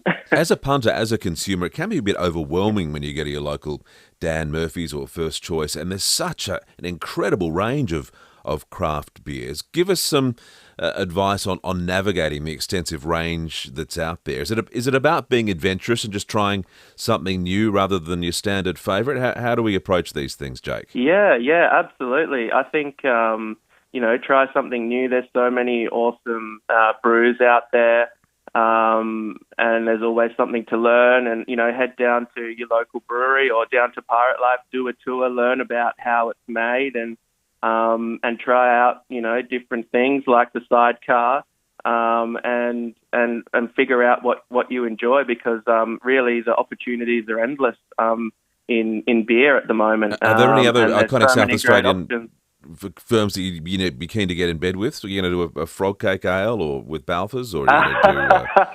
Well, I don't know about a frog cake ale, but I can say there might be more to come with the Pirate Life and St Agnes collaboration. So definitely keep your eye out for more work from the two of us. Jake, before we let you go, you're making only 5,000 litres of this sidecar sour ale. If people are purchasing the beer for Christmas, what is it best served with food-wise? Food-wise, I think it'd be great on the Christmas table with some smoked ham or some porchetta. It would really cut through beautifully. And actually, I'm shouting 3 schooners of the sidecar tonight at our Port Adelaide Brewery between 6 and 7. So come down, have a chat, and I'll shout you a beer. And if you want to come in here between 6 and 7 and tomorrow morning, Jake, that's fine. That's good. We'd welcome that, Lucy, wouldn't we? And please bring some smoked ham with you to go along with it. Thank you so much, Jake Hazeman, the brewer down there at Pirate Life, combining with St Agnes Distillery. Very excited. I like the odd craft beer. I have had 1 or 2 in my day, yes, as well, Lucy Loken. Yes, there's a lot to choose from, though. It can be quite confusing, but there's some amazing flavours out there. Yeah. Some of them are a bit sort of tropical, a bit floral, but nice to mix and match. And the weather's going to be warmer soon too, to enjoy a nice craft beer made here in SA. We'll head to the 8:30 news with Kendall and Jace. We'll be back more after 8:30. This is your time to experience the best of life in your new luxury apartment. Meticulously crafted from the ground up. Choose from a range of spacious 2-bedroom, 2-bathroom apartments at Adelaide's most sought-after address, 88 O'Connell. Just a short walk to the CBD with picturesque views across the city, hills or coastline. Enjoy the convenience of a ground floor marketplace with bar and dining, pools and gymnasium.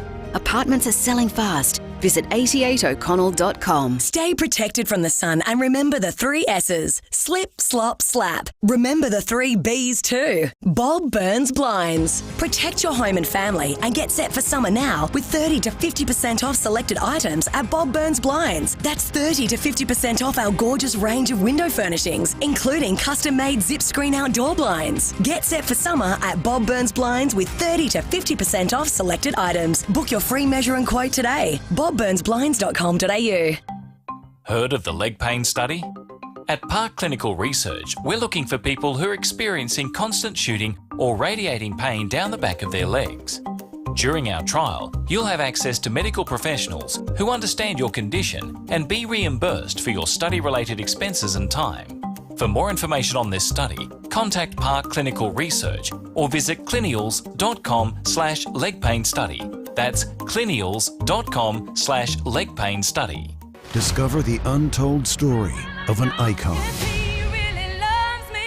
What's your name again? Whitney Elizabeth Houston. I Want to Dance with Somebody in cinemas Boxing Day. It's damaging the brand. Since when did a little girl become the brand? From the writer of Bohemian Rhapsody. I might have just heard the greatest voice of her generation. Don't miss I Want to Dance with Somebody in cinemas Boxing Day.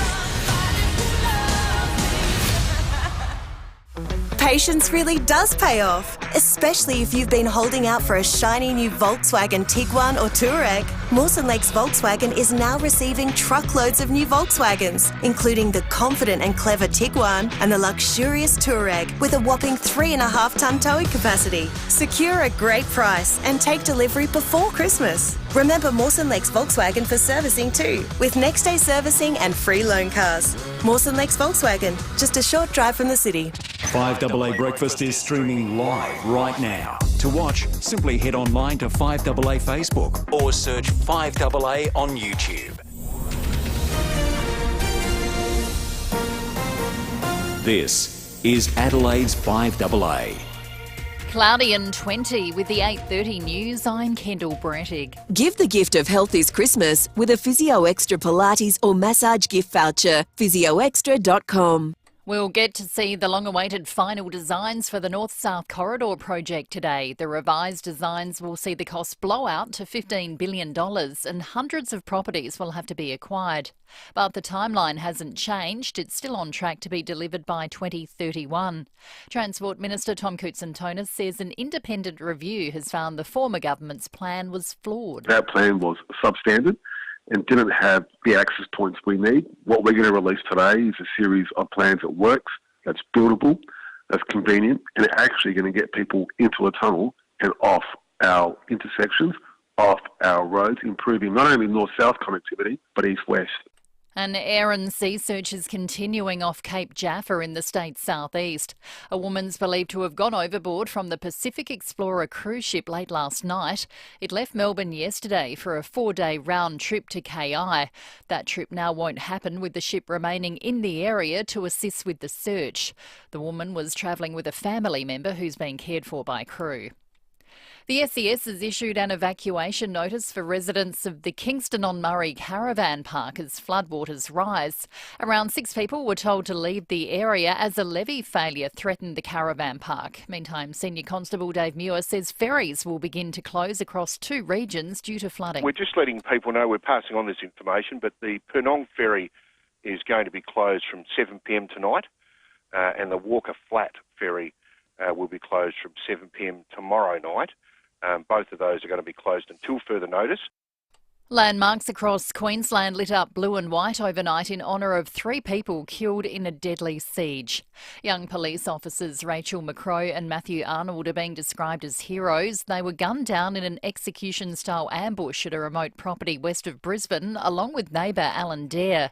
Mourners at a candlelight vigil say they're in shock. 2 families are now destroyed because of these horrendous perpetrators. The callousness and the premeditation of it was just beyond comprehension. Brittany Higgins has reached a settlement with the Commonwealth after she took legal action for compensation. Lawyers for Ms Higgins say the terms of the settlement are confidential, but they were originally seeking around $2.5 million.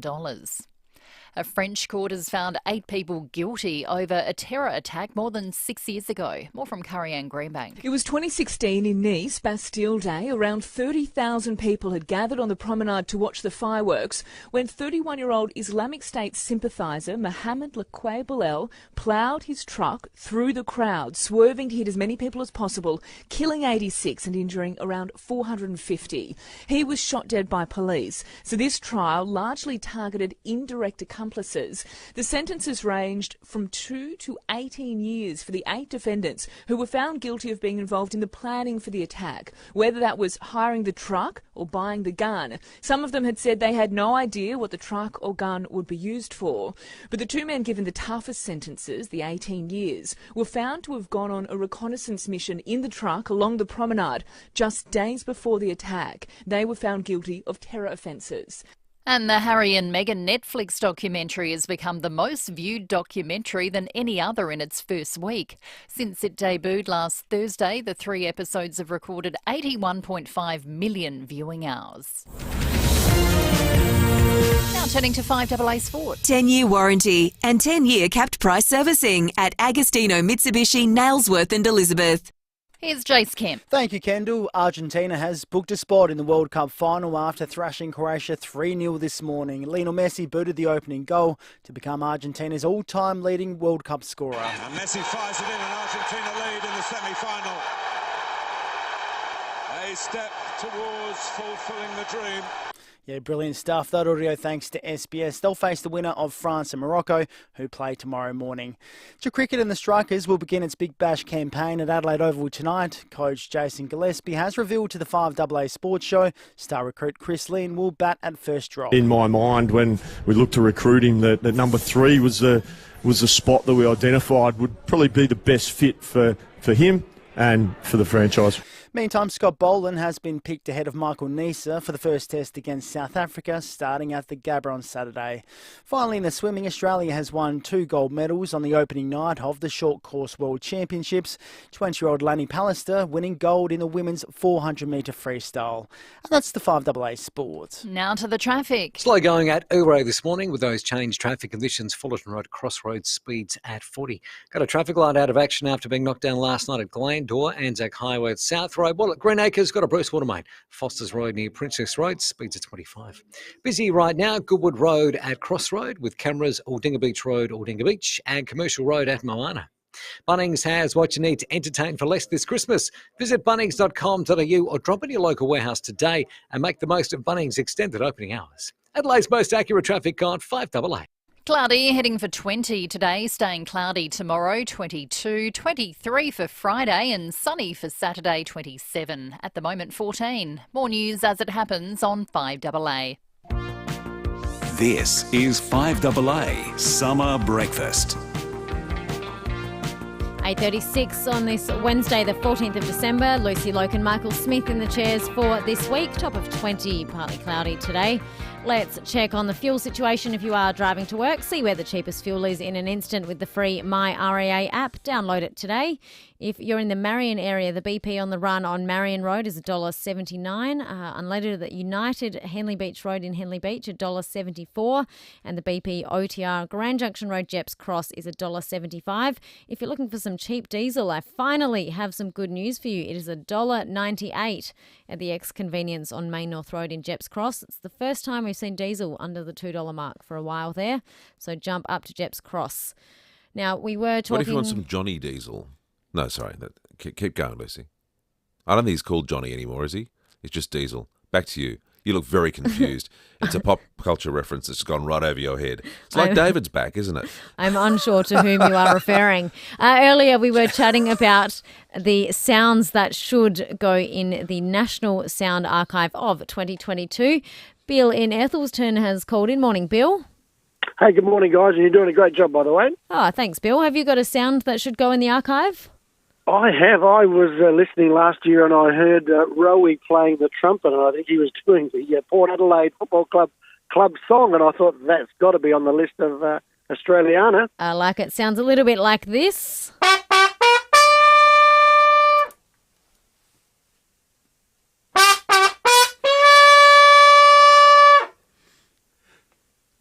Are you laughing? No. Except the person. One more. It's like drawing teeth, isn't it? Do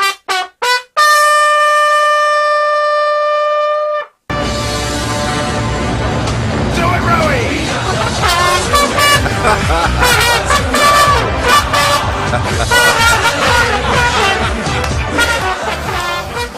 All right, Bill's. Oh, Bill, you're a front runner, I reckon, for that Oaks to You voucher. Bill has tossed that in for the Sound Archive. Irene in Lower Mitcham, good morning. Hello, how are you? Yes, we are very well, thank you. Now, earlier you texted us in and said devoted to you, which sounds like this. Oh, hang on, sorry, you had a second suggestion.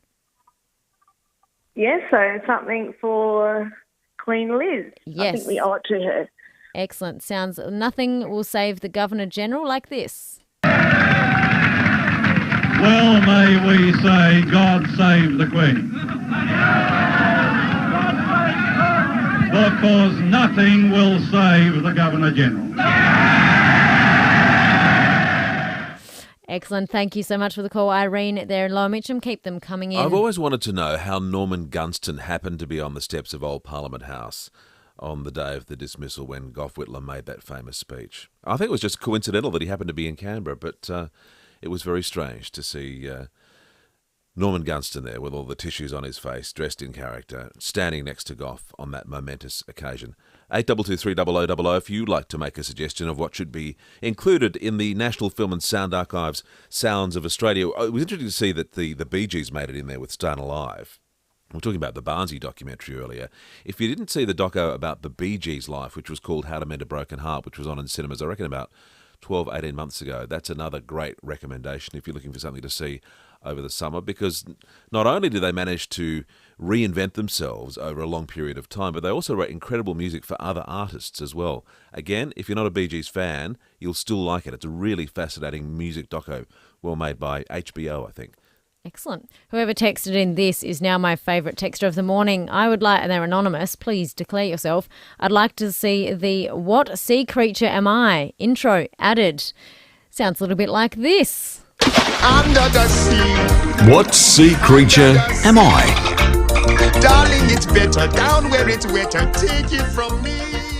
5AA Breakfast's favourite competition of the year. That was to get tickets earlier in the year to our Fish Bank lunch. You had to guess what sea creature am I. David had some clues and we made up the intro. It was a fan favourite here on the show. I always preferred What Cheese Am I? I love that competition when you guys were running that.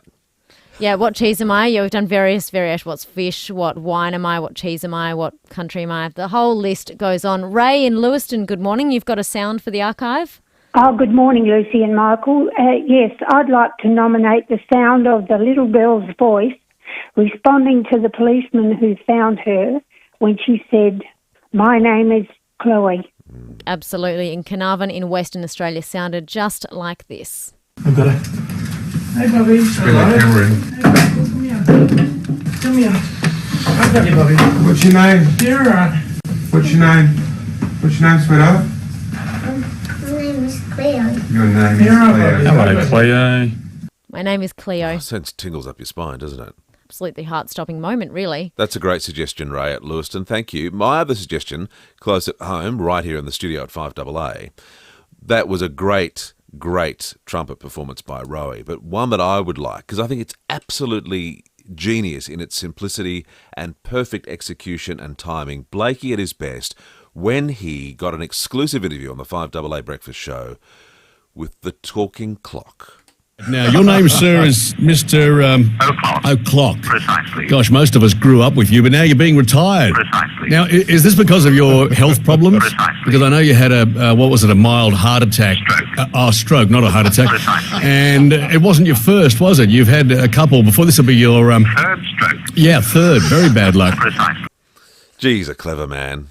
That was exceptional, your flashback on that. The whole thing went for about nearly 2 minutes, this exclusive interview. And the talking clock, as you know, only says about half a dozen words and tells the time. Precisely. Stroke. At the third stroke, of course, the voice of the talking clock being the late Adelaide announcer Richard Peach, who lives online, even though the talking clock has been decommissioned on 1194. I'm so glad it lives on online. It's a shame we don't still have it, or I certainly didn't know about it in my short broadcasting career. We'll do a time call for you now. At the third stroke, it will be 8:43 and 15 seconds. Beep, beep, beep. Pretty good. Bring it back. Very good. And of course, we had plenty of texts and calls about our favourite moment as a team. Happened on the same day as the Socceroos, not commentary, to get into the World Cup. This came from Will. I've got the pregnant wife at home, you know, wasn't able to sleep through it because we were watching the soccer, so... Yeah. Yes. Now, we are rolling along nicely here. Yeah, Lucy just picked up. You just said something pretty massive. Yeah, we've got a little girl on the way. Oh, mate! Congratulations, Thank you. Will. You and I are going to have something in common. Well, something more in common.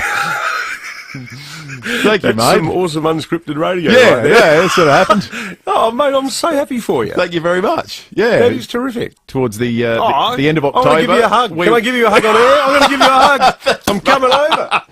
Yeah, it's a bit. Coming over. I nearly know that off by heart. That was priceless, and David's reaction is like, was he supposed to say that? And this is awkward silence, and then, yeah. Wonderful, wonderful news. Great. I remember listening to that and being so pleased for Will. Lovely. Now, I reckon we liked Bill in Ethelston for the Uggs to You voucher. Yes. With the Rowie trumpet. Yeah. It was, I mean, Will's pregnancy message, yeah, that was lovely. But Rowie playing the trumpet was, well, a moment I never need to hear again, but I liked it at the time. Uggs to You, local manufacturers of superior handcrafted Australian Uggs. Visit them in Seaton. Bill in Ethelston, we have an Uggs to You voucher coming your way. How good would it be to have a photo of Rowie in the foyer at the National Film and Sound Archive in Canberra? It's a great place to visit if you're ever in Canberra. Say, I'm here to hear Rowie on the trumpet. Tom Wren could be in there too, because he's pretty handy with the trumpet. They wheel him out on Anzac Day, don't they? Which is a great honour. The bugle. Do you ever think Rowie would get there, realistically? We could start a campaign. He's been a great radio craftsman for a long time. He could put his whole sizzle reel in the National Film and Sound Archive. But we'll start with the suggestion that Bill from Ethelston made, shall we? I like it. Let's get to traffic and we'll be back after this. At Felixstowe, Carvey, tree on Paynham Road near Ashley Avenue, current at side with delays. Greenacres, Burst Watermain there, Foster's Road near Princess Road with speeds down to 25 in both directions. And Urbray got changed traffic conditions there this morning. That's due to those upgrade works, Fullerton Road and Cross Road. Busy right now, Green Hill Road, Goodwood Road with a camera, Honeypot Road at Huntfield Heights. If you're sending gifts across the country, Australia Post recommends sending them by express post to ensure they arrive in time for Christmas Day. Spread the merry with Australia Post. Adelaide's most accurate traffic on 5AA.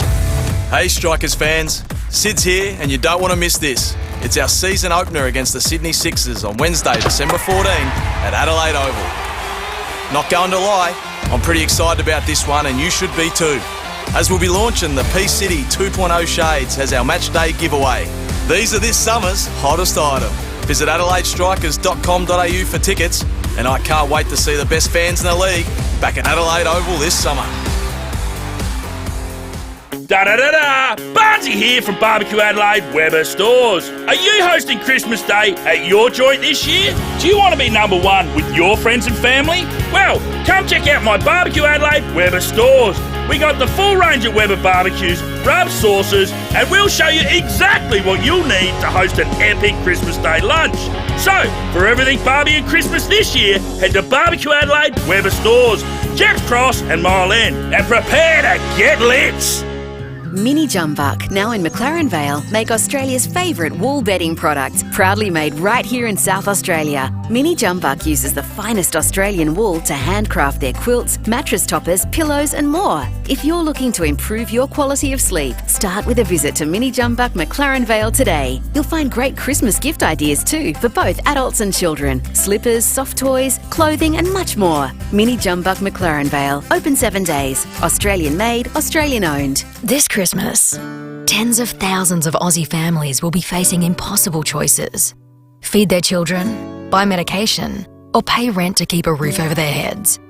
Donate today to provide emergency cost of living relief so Aussie families aren't forced over the edge and into homelessness. Your generosity can provide urgent relief for a family who's doing it tough this Christmas and give hope for a better future. Support struggling families this Christmas by searching for Vinnie's Christmas Appeal and donate today. It's value the Australian way this Christmas at Coles, with 15% off ultimate gift cards in store that can be used at over 60 leading retailers. Excludes variable load. Easy gifting this festive season at Coles. Offer ends December 13. In-store only. Limits and T's and C's apply. For more than 10 years, Brenton Raglas and Kate Collins have brought you all the big stories on 9 News.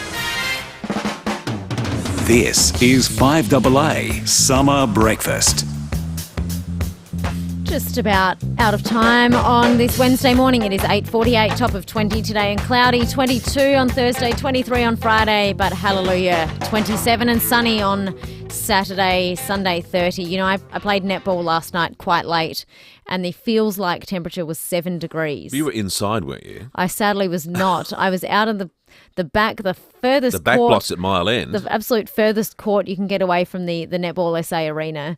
And I refused to put on my Kathmandu puffer jacket as I thought it is mid-December. I absolutely refused to put on my puffer. Anyway, I had a quarter on the bench and I needed to borrow two of the other girls. Looked like the Michelin Man, not two at the same time. Yeah, no, I did. I was Like a Sara Lee cheesecake, layer upon layer. No. So freezing. By the time I left there at about 9:30, I just couldn't get warm. I slept in a jumper, however many hours I got, but at least we are in for some warmer Did you weather. win? We lost by 3. It sounds like a miserable night all round. Why are you sharing this story, Lucy? We want to perk people up. Gut-wrenchingly, we were winning and then we were drawing and then we lost by 3 and now we've got 6 weeks off for the summer break. But I digress with my netball ramblings. We were chatting earlier about New Zealand. Bob in Heathfield's called in. Morning, Bob. Yeah, good morning. My wife and myself both just returned from a cruise to New Zealand, and it's one of the best experiences I've ever had. It's a country that is just full of everything. What was Everything your you favourite want spot? to be. They do tourism so well there, Bob. Did you go North and South Island or just particular destinations? We did both. We did both. And going through the Milford Sound and the other two sounds was just absolutely incredible. I've seen nothing like it. I come from the north of England originally, and we've got some beautiful scenery there, but nothing can compare to this. And when we were on the cruise ship, the talent that was on there for entertainment was incredible. And there was a young guy there called, well, I say young, he was 37, and he's fairly famous in New Zealand, called Will Martin. He's a singer, and he topped the charts in Britain for the youngest ever operatic singer. And when he was 19, but he could sing Billy Joel, Elton John, etc.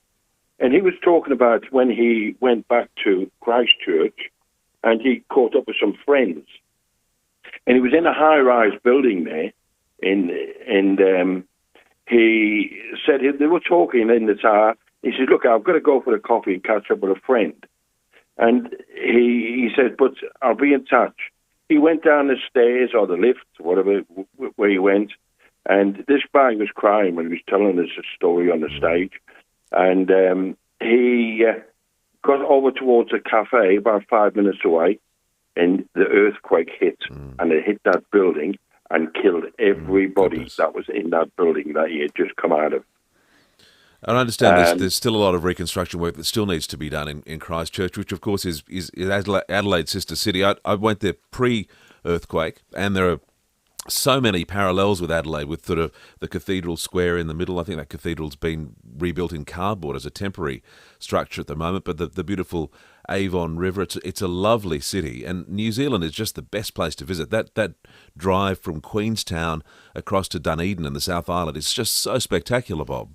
I would love to get to New Zealand, hopefully take some of Bob's travel tips, maybe even do a cruise around the North and South Isles like he did.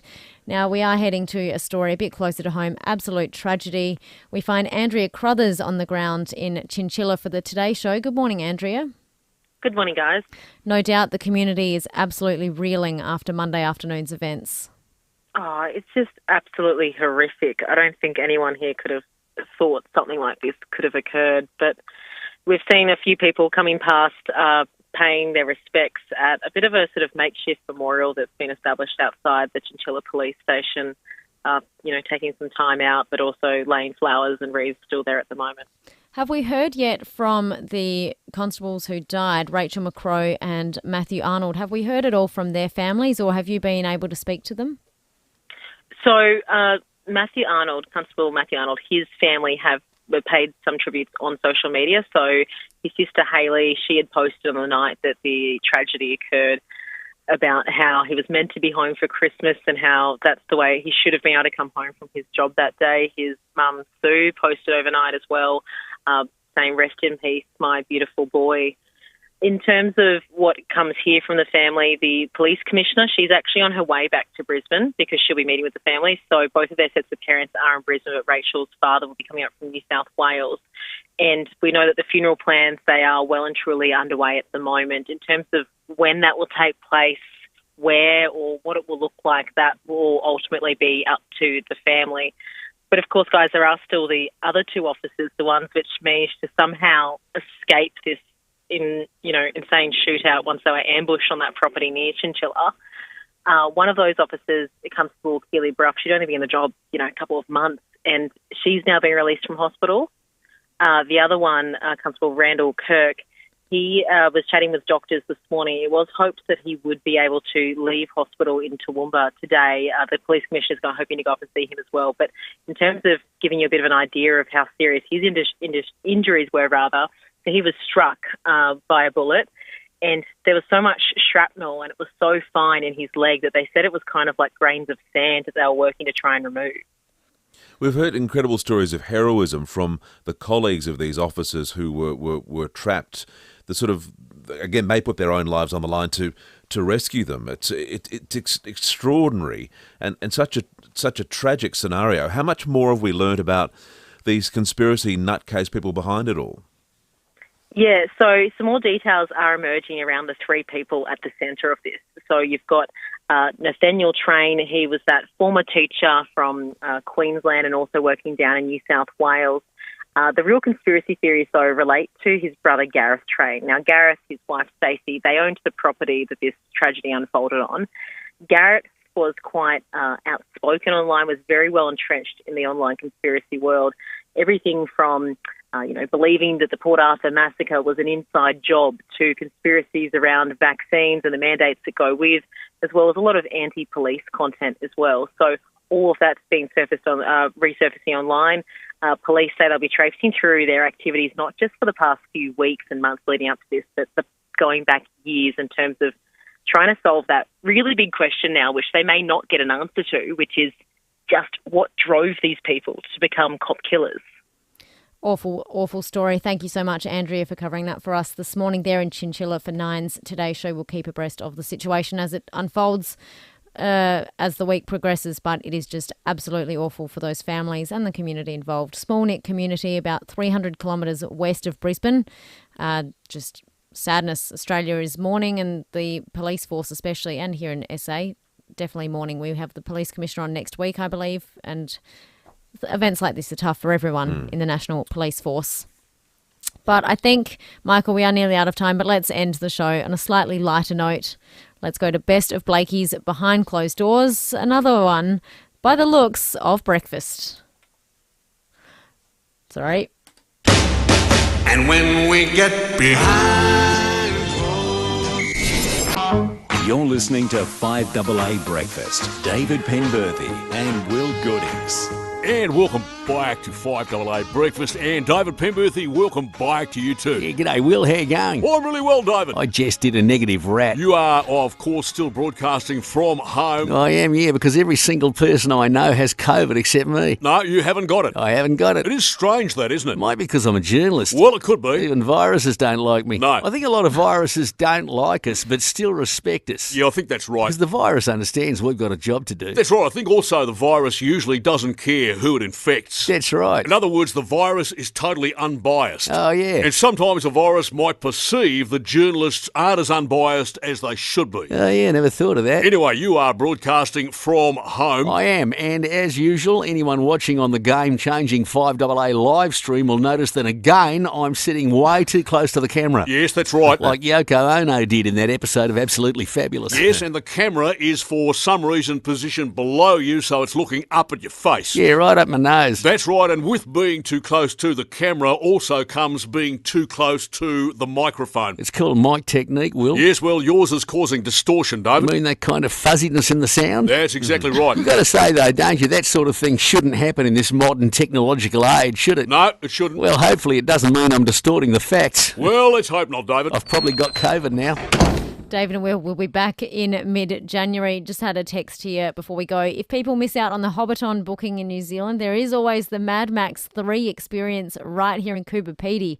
There's even tiny holes in the ground. Yeah, that's right. Just drive for 9 hours up to Coober Pedy and stay in an underground house. It's a fascinating place. It's like going to Mars visiting Coober Pedy. You been out there, Lewis? I haven't. Would love to go, put it though. on your list. It's like another world. I will add it to my list. We have Graham Goodings coming up straight after the 9 o'clock news. Michael, we will see you tomorrow. Ciao. See double at Adelaide International 2023 with 2 tournaments over 2 weeks. Double the players, double the matches, double the champions. From January 1 to 8 and 9 to 14, see the stars battle it out under the roof at the Drive. With tickets